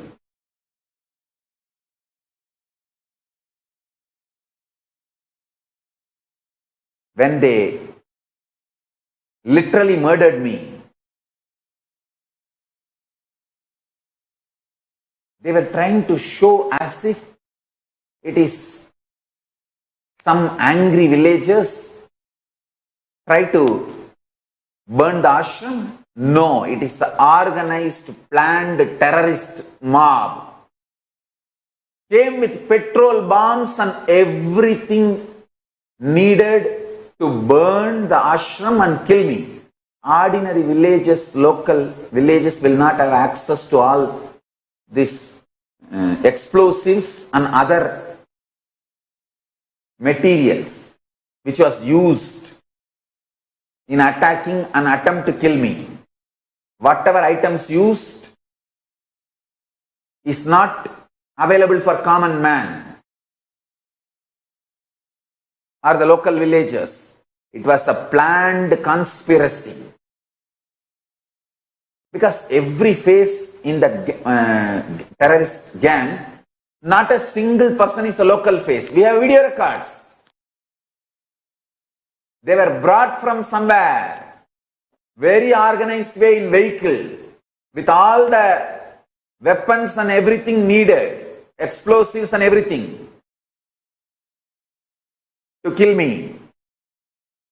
And I am telling you, it is not spontaneous anger shown as protest and some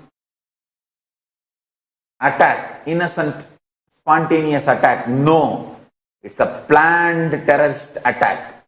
I have faced this multiple times in multiple states of India. North, south, east, west. Me and my Sangha has faced.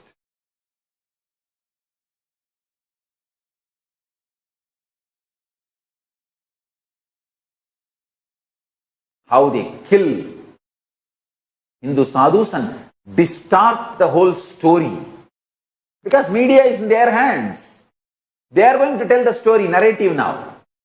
And I am telling you, including school books, so much of hate speech, distorted history, so much of poison dumped on Hindus. I tell you, for this giving voice today, if I was available for Indian police, I will be arrested within 24 hours. I have not mentioned any individual pointing fingers. I have not spoken anything against any community, any religion, anybody. I am just bringing the whole world's attention for this continuous Hindu Holocaust and mob lynching happening against Hindu sadhus and Hindu leaders. Just for this, they would have arrested me if I was available. Fortunately, by Paramashiva's grace, I am not available to them as on now. And Paramashiva is protecting me. Kalabhairava is protecting me. I will never be available for them anymore.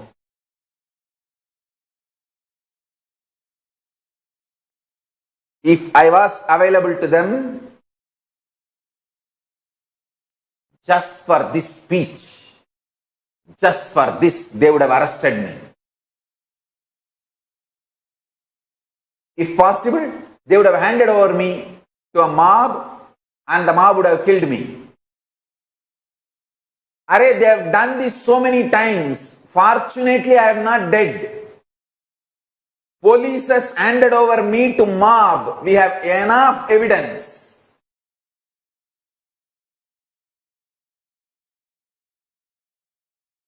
When they have not handed over, they attempted to kill me.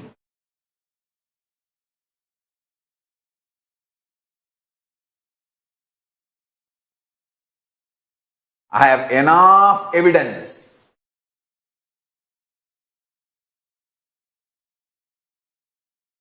Police attempted to kill me, to eliminate me.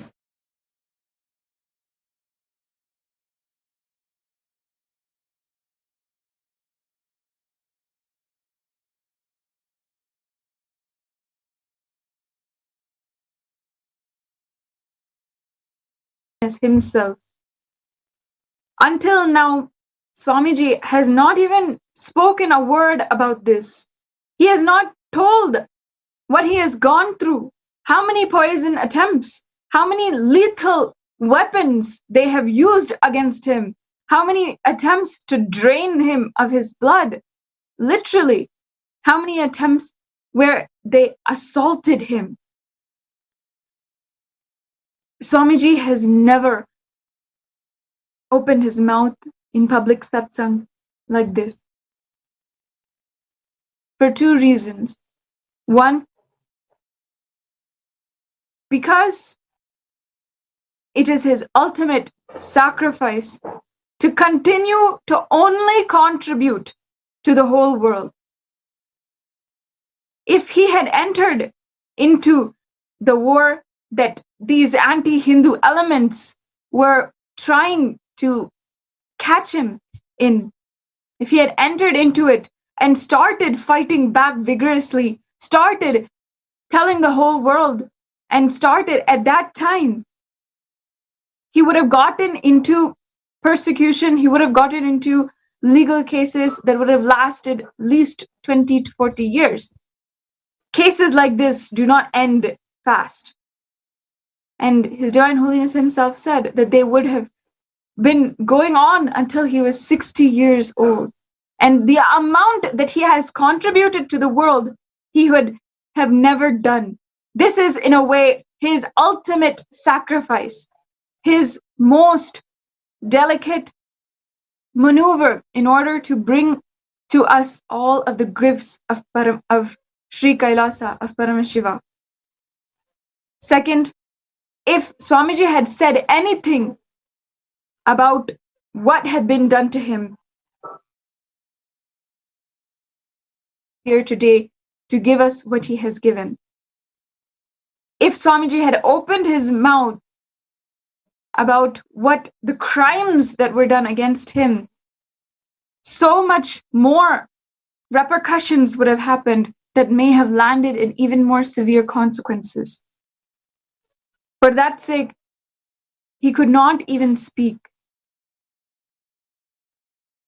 The great thing which has happened now, at least, is that a part of his great contribution in the revival of Sri Kailasa is now, at least, he is able to speak the truth about what happened and start a full-on movement to legitimately end the Hindu Holocaust, to bring legitimacy to Hinduism, to protect the political legitimacy of Hinduism, and be able to practice across the board Hinduism authentically. All of us who are watching, we are responsible for the future of Hinduism. I ask that we all immediately can do a few things. One, share this live satsang, share this on social media, share this with your family, friends, enrich as much as possible. Spread the message of Sri Kailasa, because people should know that despite everything done against Hinduism and Swamiji, that he has gone on continuously contributing to the world, continuously serving the world. That is what he wanted. That is what he is doing for the entire humanity. Hinduism has the greatest gifts for humanity, and that is only what he is focused on, nothing else. He has no personal agenda, nothing that he reaps as a benefit, absolutely no benefit. If anyone, any human being were in his position, long back they would have just succumbed to the violence done against them, the harassment, the media harassment, and just become quiet and given up on their mission. And there is nothing that is stopping him from that other than his full determination and steadfast passion for reviving Sanatana Hindu Dharma and complete dedication to servitude for the world. So I encourage all the viewers, urge all the viewers, let's act immediately in a few ways. First, let's share this satsang, spread the message of Sri Kailasa far and wide. Second, if you are watching for the first time, you are a newcomer, you can register as an Sri Kailasavasi. You can register as a Sri Kailasavasi, become a part of Sri Kailasa, become a part of this grand movement, this great revival of the nation of Sri Kailasa. Start involving yourself in the work of Sri Kailasa, the programs, and first you can see for yourself how Swamiji and Sanatana Hindu Dharma has given so many gifts to humanity. And secondly, how this can benefit the whole world. Become a part of Sri Kailasa by signing up at www.nithyanandahinduuniversity.org/daily-satsang. Follow this link and you will be able to select an option to sign up for being a Sri Kailasavasi.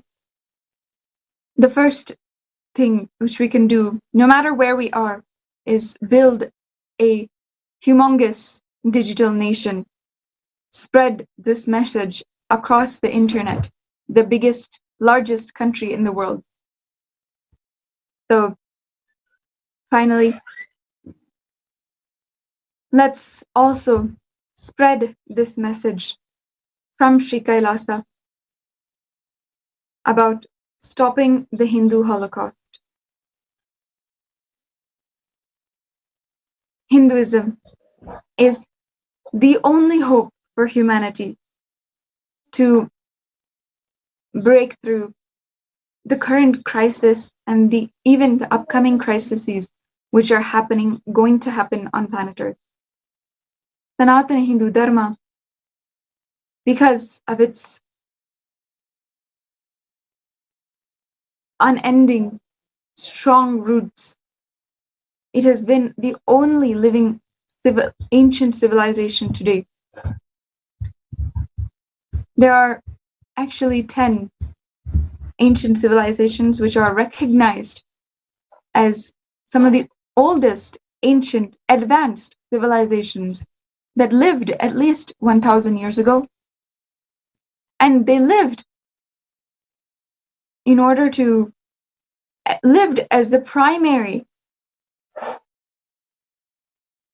civilizations at that time. They were extremely great. They were very advanced, highly technological, even though they seemingly did not discover artificial intelligence or technology that we have today. But still, they were able to establish some of the greatest civilizations known to humankind. Even today, we have not constructed some of the great constructions that ancient civilizations have constructed. The pyramids have not been revisited again. Building temples such as the Madurai Meenakshi Amman temple or the Chidambaram temple is a feat not yet defeated. And all of these are different things that people have still not had a breakthrough in. Yet at that time, with the technology that they had, they were extremely profound. Based on other such discoveries of human fossils as old as 500,000 years, until the present era, scientists have identified at least 100 human settlements. And what you're seeing now is a handful. The Abevilian industry, Aegean civilizations, Amratian culture, ancient Egypt, Greek, Iran, Italic, ancient Middle East, ancient Rome, the Capsian industry, Carthage, Chauvin, Chilean industry, all the desert cultures, Longshan culture, Magdalenian culture, Magosian and Mesopotamian civilizations, the Quechua culture, Mayan and Aztecans. These are all some of the examples of human settlements from before, and among them, the Hindu civilization.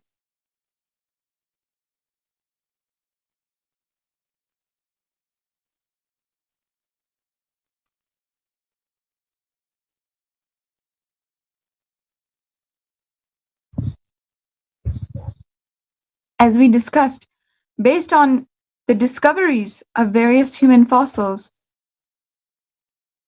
as old as 500,000 years, scientists have identified these 100 human settlements.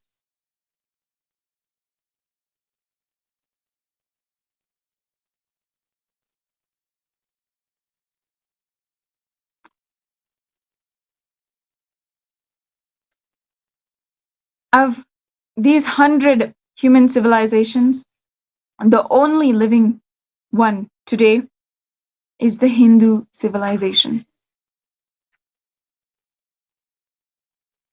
However, when we talk about advanced human civilization, one which built empires and monuments, new languages, which could read and write, make weapons, perform worship, higher skills, modern scientific community identifies 10 main civilizations. One of them being a very popular, well-known civilization, well-researched, the ancient Egyptians, dating back 3150 BCE to 332 BCE. Egyptian civilization is traditionally stated to have started around 3150 BCE. Egyptians made several social, cultural, and political advancements, and they are best known for creating large stone pyramids, which have stood throughout time and are seen today as great wonders of the world. However, today this civilization is just like the fossils that we discovered in ancient caves. They are only in ruins.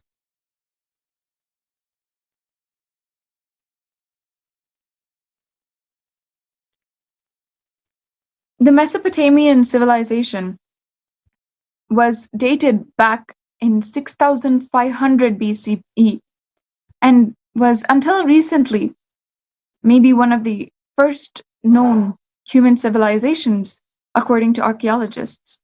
Mesopotamian Sumerian civilization began as agriculture and animal husbandry.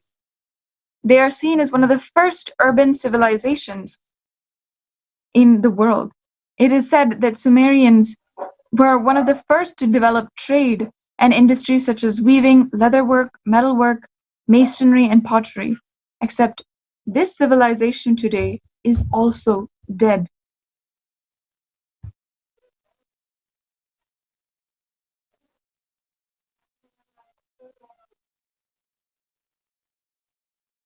The Jiahu civilization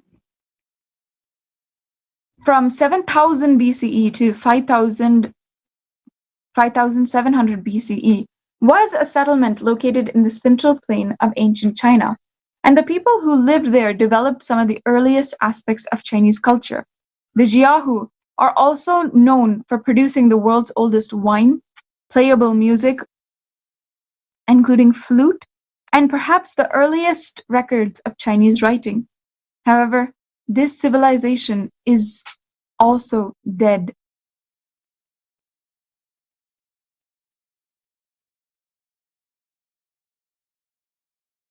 In 1200 BCE to 250 BCE, they lived in areas around Central America and Mexico. They flourished around 2600 BC. It is known to be the most complex civilization and had a population boom of about 19 million at its peak. The Mayans devised ancient writing by 700 BCE and used these writings even to create a solar calendar. This solar calendar is living till date and is one of the most accurate ones. However, this whole civilization is dead.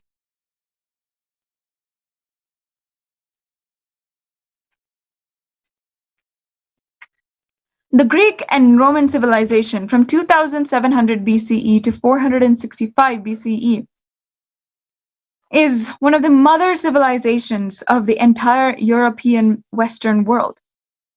This mother civilization, which after degeneration gave birth to the Roman Empire, Greek are seen as one of the first to use the democratic system of governance. From the end of the Roman Empire came several countries which are still today in present-day Europe. Many of the languages, even the English language, traces back to the Greek civilization. And of course, to this day, the Roman numerals are followed in Western civilization. However, the whole civilization, the people, the culture, the architecture, are all in ruins.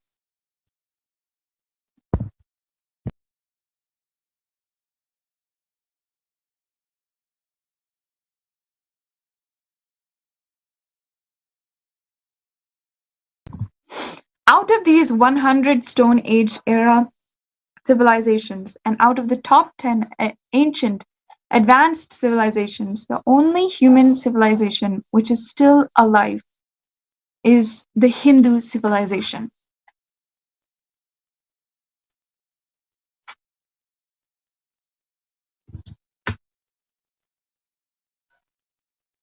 The earliest recorded astronomical observations available in Hindu sacred texts established the epoch of current Vedic Yuga calendar as being around 15,962 BCE, more than 17,000 years ago.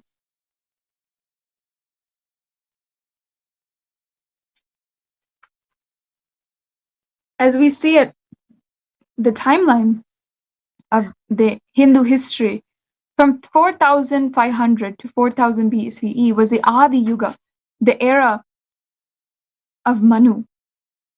Then, from 10,950 BCE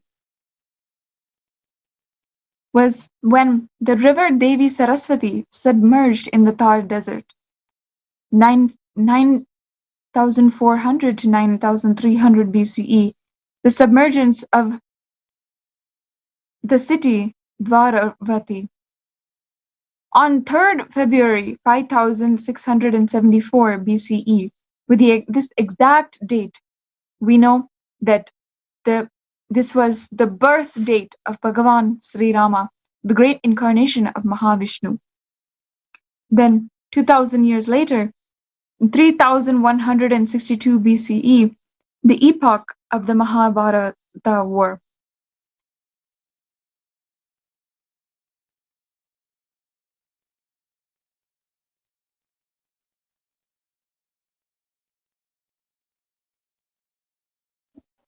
The pictures above show a cave painting of Bhimbeka in Bhopal, India, dated to be at least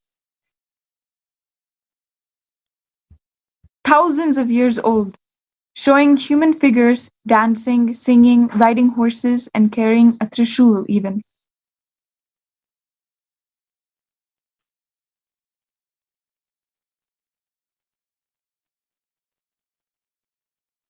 Based on official documented Hindu history, the Hindu civilization is an unbroken continuum of more than a few 100,000 years of history. However, anti-Hindu scholars with vested interests continue to wrongly show Hinduism and Hindu civilization not older than 2,000 years old.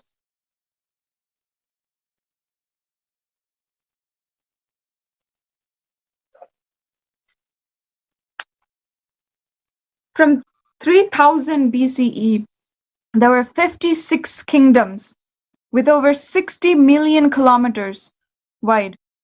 As you can see, from Afghanistan to Indonesia, Sri Lanka, Malaysia, to Laos, to so many different countries in the modern day, were all a part of this great Hindu civilization. But today, as of 2007, there are 0 Hindu nations which exist on planet Earth.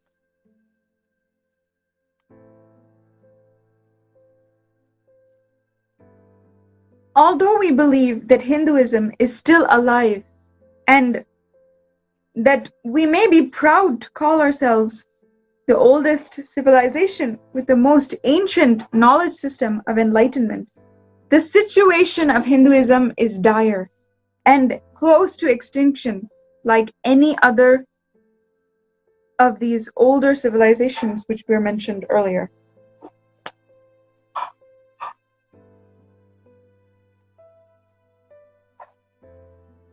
From 3126 BCE, at the time of the end of the Mahabharata war and the submergence of Dwarka city, there were 56 Hindu kingdoms spanning a total area of 60 million kilometers. Slowly, over a period of 5,133 years, today there are 0 Hindu nations on planet Earth. We Hindus must ask ourselves, are we living a life when Hinduism has already become a relic of the past? The pride that we Hindus often have, especially ones that are born Hindus, that we are inheritors of the world's oldest, greatest civilization. But is this all a lie? Is it a delusion? Just as a mere use of Roman system of numbers doesn't bring back the Roman civilization, in the same way, just by living some distorted version of the original context of Hinduism, can we claim to be living Hinduism? Is Hinduism on the verge of extinction like hundreds of ancient civilizations?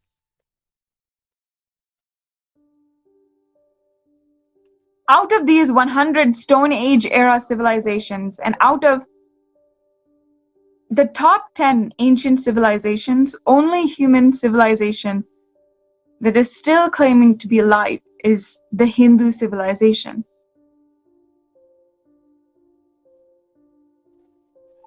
The Hindu Holocaust has shown us that from 3200 BCE, where there was 56 Hindu kingdoms spanning over 60 million kilometers square, today there is absolutely 0.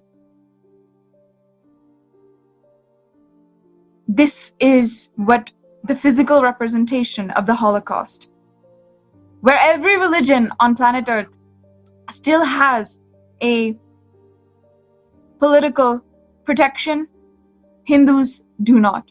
Let's see how the whole thing is slowly starting to disappear.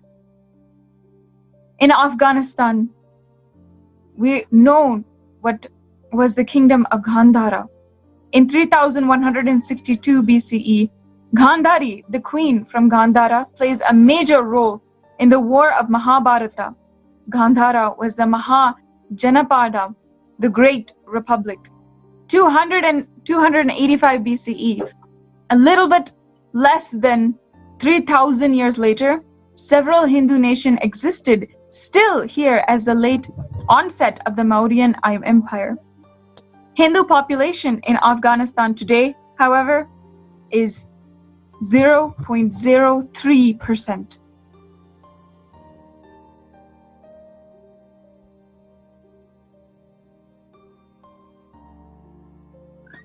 In Sri Lanka,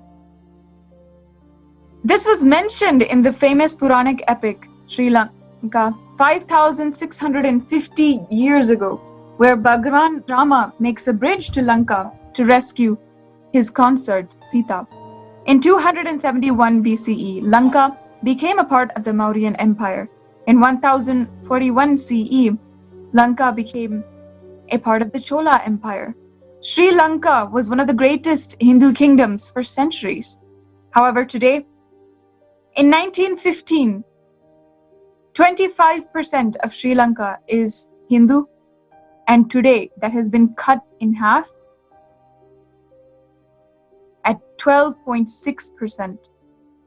Today in 2020, who knows how many Hindus are still left in Sri Lanka?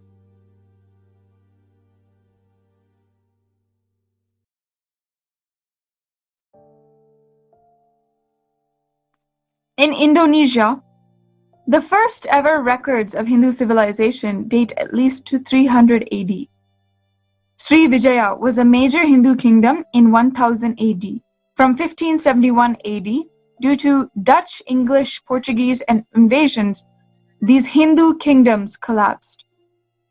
Hindu population in Indonesia as of 2000 is 1.79%. In 2010, 1.69%.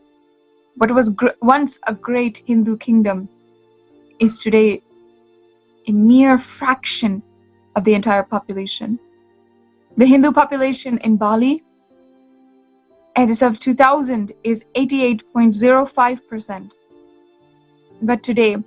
But in 2010, it is 83.46%, and today, even less.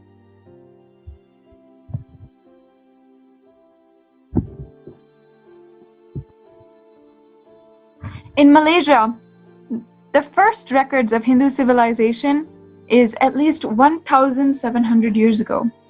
During the colonial rule, however, many Hindus even settled in Malaysia.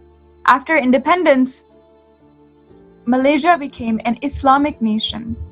In 2010, the Hindu population in Malaysia is 6.3%.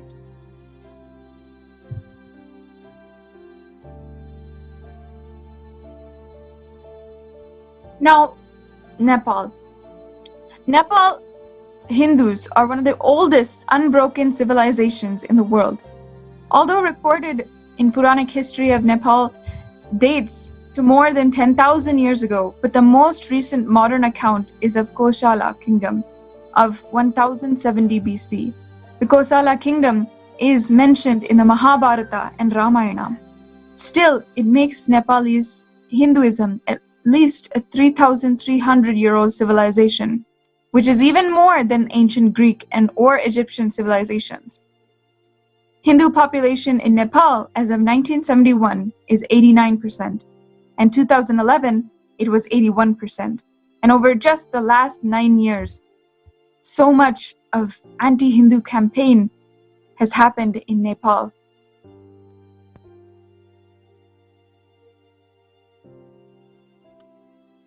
After Nepal became a secular state, 10 lakh Hindus were converted to Christianity. 10 lakh is 1 million Hindus. When Nepal had a monarchy, it was constitutionally a Hindu nation. Action used to take against Christian evangelists and missionaries who converted Hindus to Christianity. In the year 2009, about 60,000 Nepali Hindus had been driven out of Bhutan and were granted refuge in the USA. The Christian missionaries there are converting these homeless Hindus, these refugees, with the help of Bandra Rai, originally a Nepali Hindu, but now converted to Christianity. Informative lectures on Jesus are organized in Nepali language through this person, Rai. And because of their helplessness and vulnerability, they're not able to withstand their practice and continue their practice of Hinduism.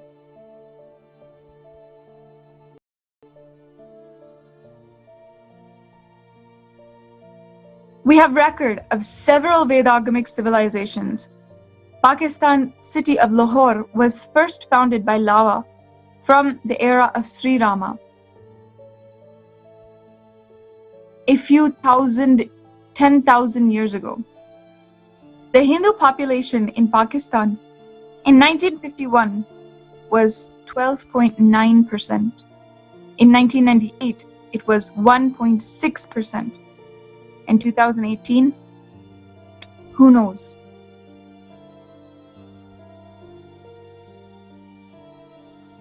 In Pakistan, today, even it continues a exodus of Hindus out of Pakistan.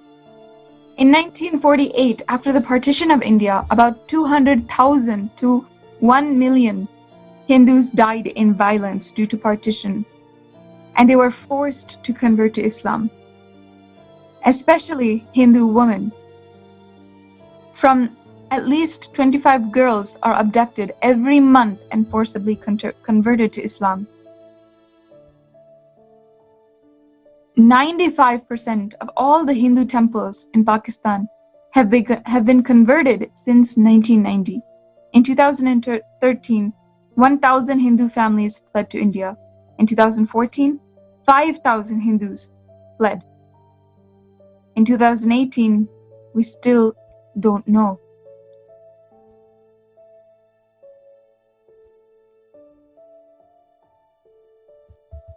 In Bangladesh, since it falls in the belt of the Ganga River, the Hindu civilization literally started in this region. The Hindu population in Bangladesh as of 1951 is 22%. In 1998, it's 10.2%. In 2011, it was 8.9%. In 2018, it's even less.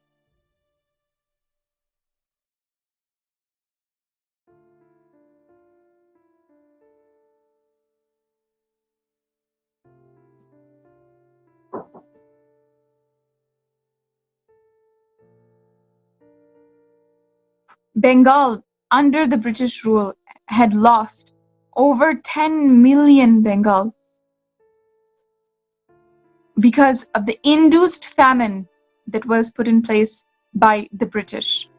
The Great Bengal famine lasted more than a decade and killed 10 million Hindus. Unfortunately, today, this is not even recognized as a legitimate genocide.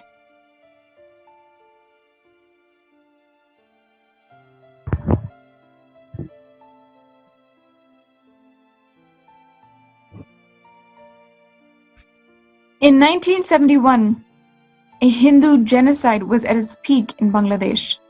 It began 26th of March in 1971, where 3 million Hindus were killed, and there was a genocidal rape of 350,000 women. 10 million Hindus fled the country and 30 million became internally displaced. A Hindu population in Bangladesh, once again, looking at the numbers, in 1951, it was 22%. 1998, it became less than half of that, 10.2%. In 2011, 8.9%. And of course, today we expect even less numbers.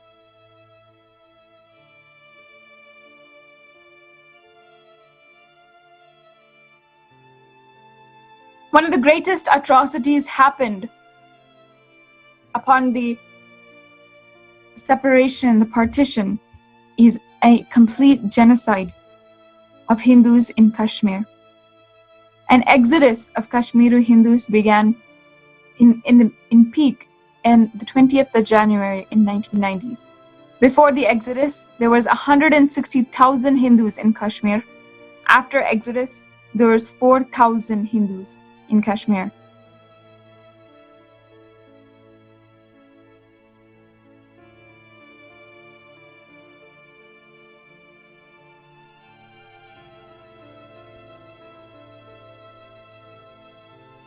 In India itself, there are so many states, almost all of the states, the Hindu population has literally seen a fall in just 20 years. In 1951 in West Bengal, the Hindu population was 78.45%. In 2011, 70.54%. In Mizoram, 1911, it was 95%. In 2011, 10%, almost 100% down.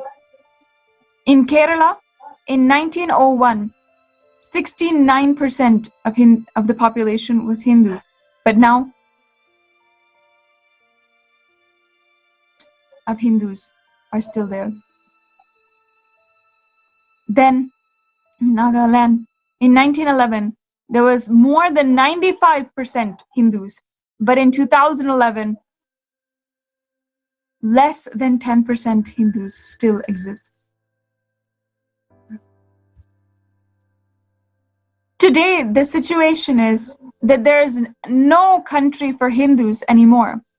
There are some 30 Christian countries in the world, which means that there's a constitution of 30 countries which officially declares the religion of Christianity as the official state religion. Similarly, in some 40 countries, Islam is the official state religion. In two countries, Bhutan and Cambodia, they declare Buddhism as a state religion. But why is there no country on planet Earth which declares Hinduism as its state religion? If there's so many people and this is such a strong religion, then why is there no country in the world which takes responsibility for protecting Hinduism from persecution and preserving it from becoming extinct? Why is His Divine Holiness, Bhagavan Nithyananda Paramashivam, creating and reviving Sri Kailasa, which is today the only Hindu nation?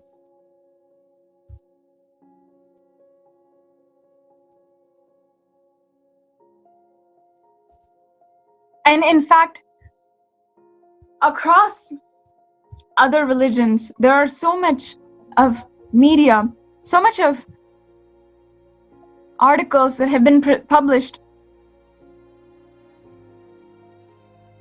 those religions. For example, you see here headlines that title the persecution done against Christians. Some examples: almost 300 million Christians. So, attack on church and anti-Christian persecution. Christian persecution in India is very troubling. Britain molds advocacy for persecuted Christians. This idea of persecution against Christians is so relevant in today's news, is recognized. Even the Vatican calls on Muslim leaders to condemn Christian persecution. It is in so many different ways recognized by the media, by mainstream knowledge that Christians are being persecuted. But has anything come of Hindu persecution? Do you know about it from any media? In the Hindu Holocaust, more than 500 million Hindus were killed, massacred, and raped. From 3200 BCE, when there was 56 Hindu kingdoms, until 2007, when there's 0 Hindu nations which exist on planet Earth. This is the Hindu Holocaust, and we must make the whole world know about it.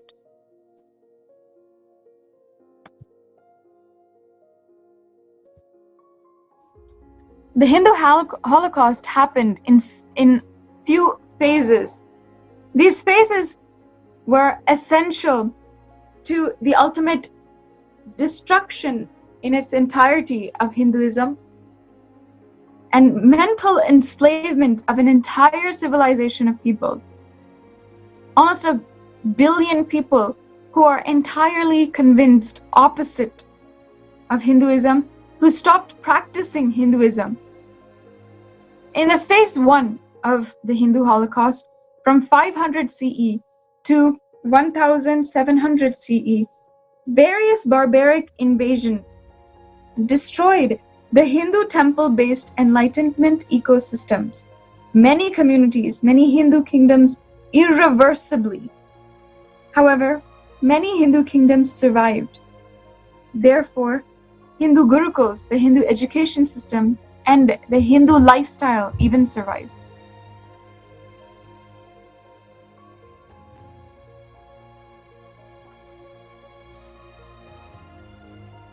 During this phase 1, the key instruments which many invaders had used against Hinduism is massacres, killing people brutally, slavery, rape, and temple destruction. From 1000 CE to 1525 CE, massacres by the Mughal invasion killed 400 million Hindus. In 1857, from the first uprising for freedom, 680,000 Hindus were massacred.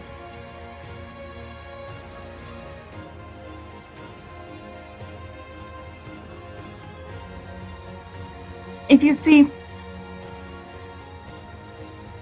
then in 1950, the riots of Bengal, 4,500,000 Hindus were displaced and 500,000 were killed.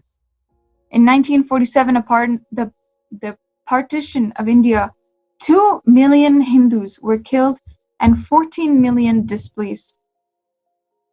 In 1971, Bangladesh Hindu genocide killed 3 million Hindus and 30 million who were displaced.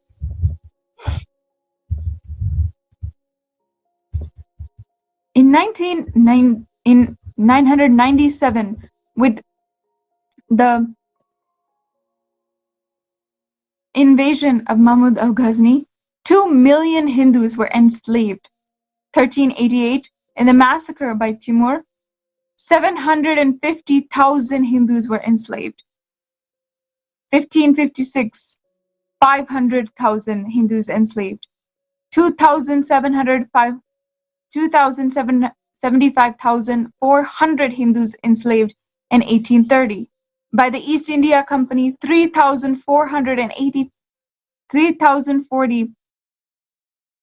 850 Hindus were enslaved. In 1001, by the same Mahmud of Ghazni, 100,000 Hindus were enslaved. In 800, 96,000 Hindus were enslaved. 1830, by Malabar and Wayanad, 85,000 Hindus were enslaved. In Kannara, with Kannara, 68,000 Hindus were enslaved in 1830. From 500 BCE to 1800 CE in India, 2,000 temples were destroyed and converted to mosques. These mosques still exist. Many deities were put below the stairs of these mosques, and the most torturous thing was that the Muslims invaders would even make Hindus defile and destroy their own beloved deities. In 1992 to 1993 CE in Bangladesh, 1,000 temples were destroyed. Upon the Inquisition of Goa, 160 temples were destroyed. Then, a year later, 600 temples were destroyed. By 1569 CE, 100% of the temples were entirely destroyed. And this is all in the records of not Hindus, but the invaders. The invaders themselves had kept the records of how many killed and how many temples they literally destroyed and looted.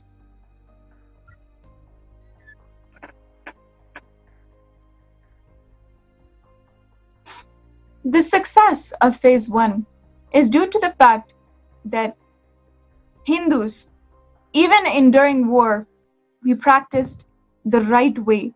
We practiced dharma. However, these ruthless invaders used that, exploited our complete goodness, and destroyed Hinduism. The invaders raped the women, destroyed crops, robbed temples, burned the agriculture land, looted temple wealth, destroyed deities, and enslaved millions of people.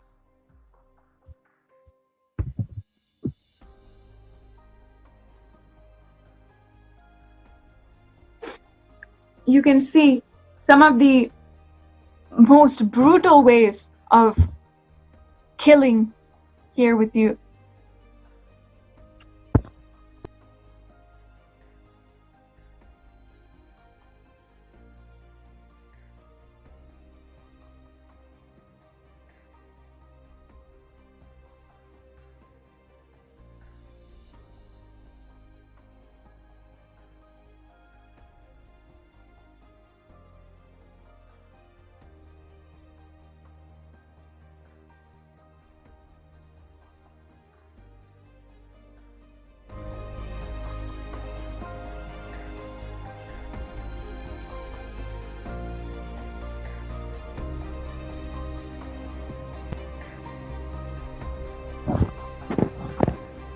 some of the most brutal crimes against Hinduism is the way that they literally enslaved, raped, assaulted the women.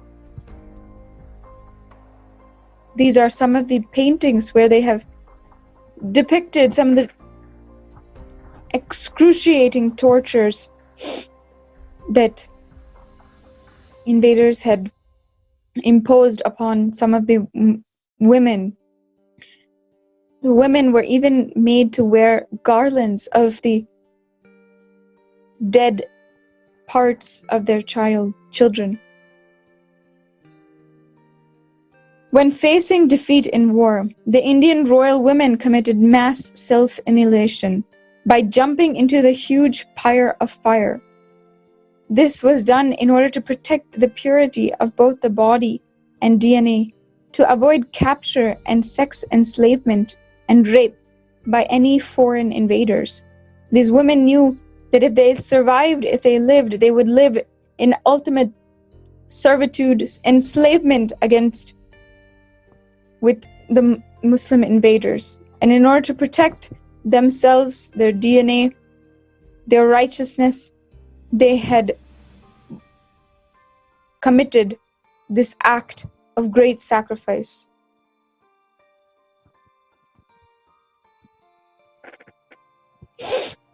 A part of this phase 1 was even a man-made famine, a food crisis. 200 million Hindus were killed in several man-made famines. Hindu temples had a unique system of grain banks which would provide grains to the society in times of crisis. With the destruction of temples, Hindu civilization was pushed to food crisis. Even the modern economic and technological progress has not been able to end this food crisis.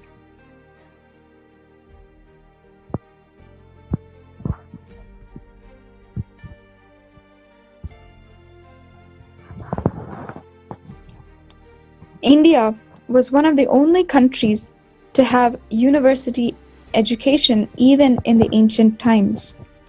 From 500 CE to 1700 CE, more than 10,000 of the top Hindu universities, Peethams, were destroyed by the barbaric invaders.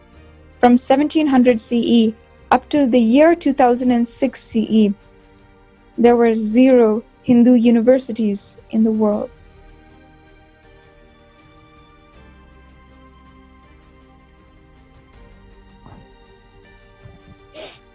From 1700 CE to 1950 CE, the Hindu civilization was strategically uprooted. This was the beginning of phase 2 of the entire Hindu Holocaust. Until now, the Mughal invaders had strategically destroyed, barbarically and brutally annihilated the infrastructure, the physical infrastructure of all of Hindu civilization. And now, upon the British rule over India, the mental slavery began with the destruction of the Gurukul education system. The colonial invaders destroyed the Hindu Gurukul education system. The next generation of Hindus were so oblivious to their history. The colonial history books taught a distorted false history and introduced Hindus to themselves as savage slaves who were educated and liberated by the invaders. This was done so that the colonial subjects saw the invaders with gratitude and stayed local slaves. One example is the way that the caste system, the Varnashrama system, and even the treatment of women is written about in textbooks of India, of Indian government authorized textbooks, is a way that makes Hindus themselves hate their tradition. It is absolute lies, propaganda given to the Hindus in order to diffuse the great ancient knowledge which they had with them.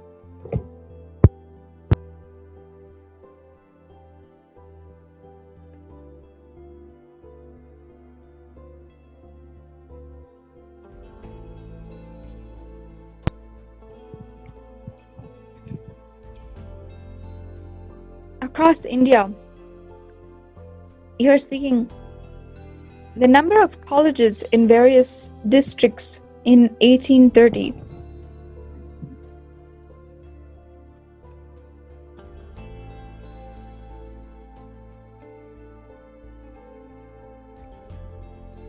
From 500 CE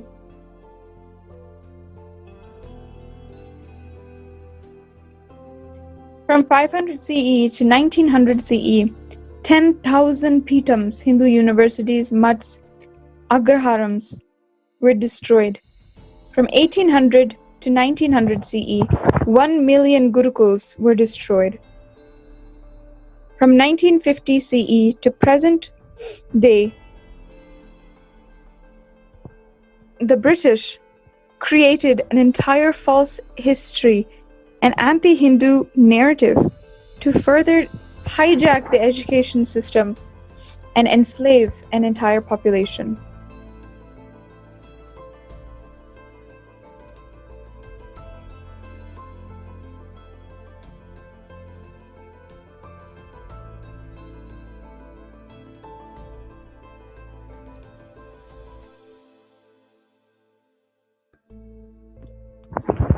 The fact of the matter is that this Hindu Holocaust is still happening today. His Divine Holiness and his followers are undergoing the worst prosecution, the worst persecution, and physical attack, genocide against us.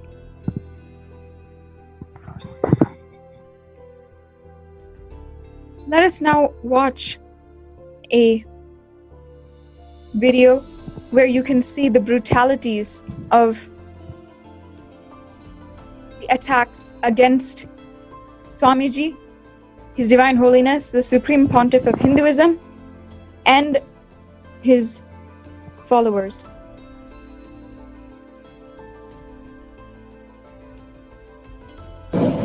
Why are you not receiving any summons from Vinay Bharadwaj? He has sent you court summons and you are not receiving it. In this video, you are seeing a media person who a press meet which was held inside of the Nithyananda Peetham, and during this press meet, the CEO of Suvarna TV by the name of Ajit had come to this press meet promising that his intentions to be there were completely peaceful and that was only on the basis of being a press person. However, as you will now see, he starts to make extremely strange, false narratives, false questions, and within a matter of moments, it becomes very clear that he does this in order to justify the subsequent approach of that he does against Swamiji.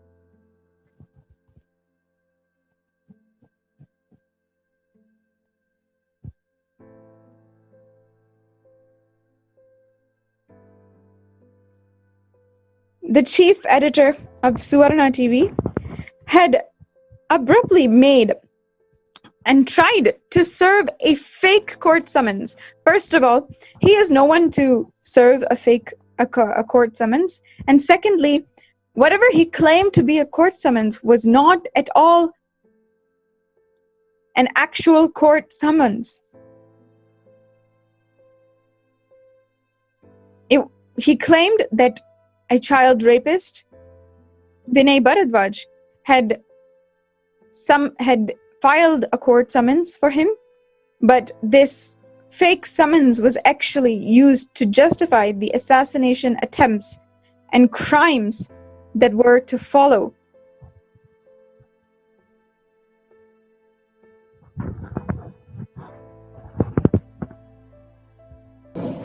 Why are you not receiving any summons from Vinay Bharadwaj? He has sent you court summons and you are not receiving it. I don't know whether any summons has been sent, and nothing has come. No summons you have received? No summons has come. No, he has filed a case against you and you are not receiving. I do not know. No, I am not upstanding. I am not going anywhere. Any case, any summons comes to me, I am attending properly. I never received any summons. No, I came to know that your people are avoiding that summons and they are not. No, they have not been. That is not true. The person who comes with a summons has not been given the entry into the ashram. So then they will do the legal course or action, that's not legal proceedings, that's it. No, I will not receive. No, he cannot come here. Please don't take it. It will not be accepted. No. You are not here as a legal person, you are here as a press person. Please don't allow him. Not allow him. You are here as a press person, not legal person. This is not the legal thing. I won't accept. It is not legal thing. Please don't allow him. Ajit, issuing you a summons on Vinay Bharadwaj. What are you doing here? You take care of your body. Please leave it. Move out. Please get him out. Move out. You are here as... Move out. Hello. Not the move out. Give it back. Give it back. I've heard it. This is the media. You are not served. You are not served. Get out. I have served. Just get out. Call the police. He is shaming you people. As a press person, he's coming. You know he I want to know the issue. I want to know the issue. He's not a press person. Media. Come as a media representative.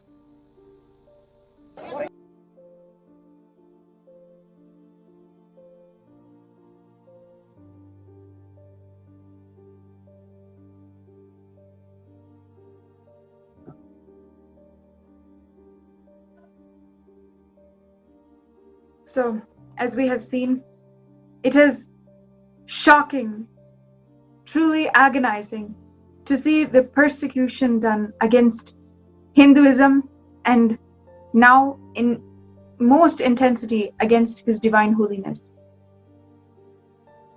It has come time now to await the darshan of Paramashiva himself, the only hope for Hinduism and the only hope for humanity. So, let us all sit with our neck, head and spine in a straight line, await the darshan of Paramashiva and chant the Mahavakya, Om Nithyananda Paramashivoham.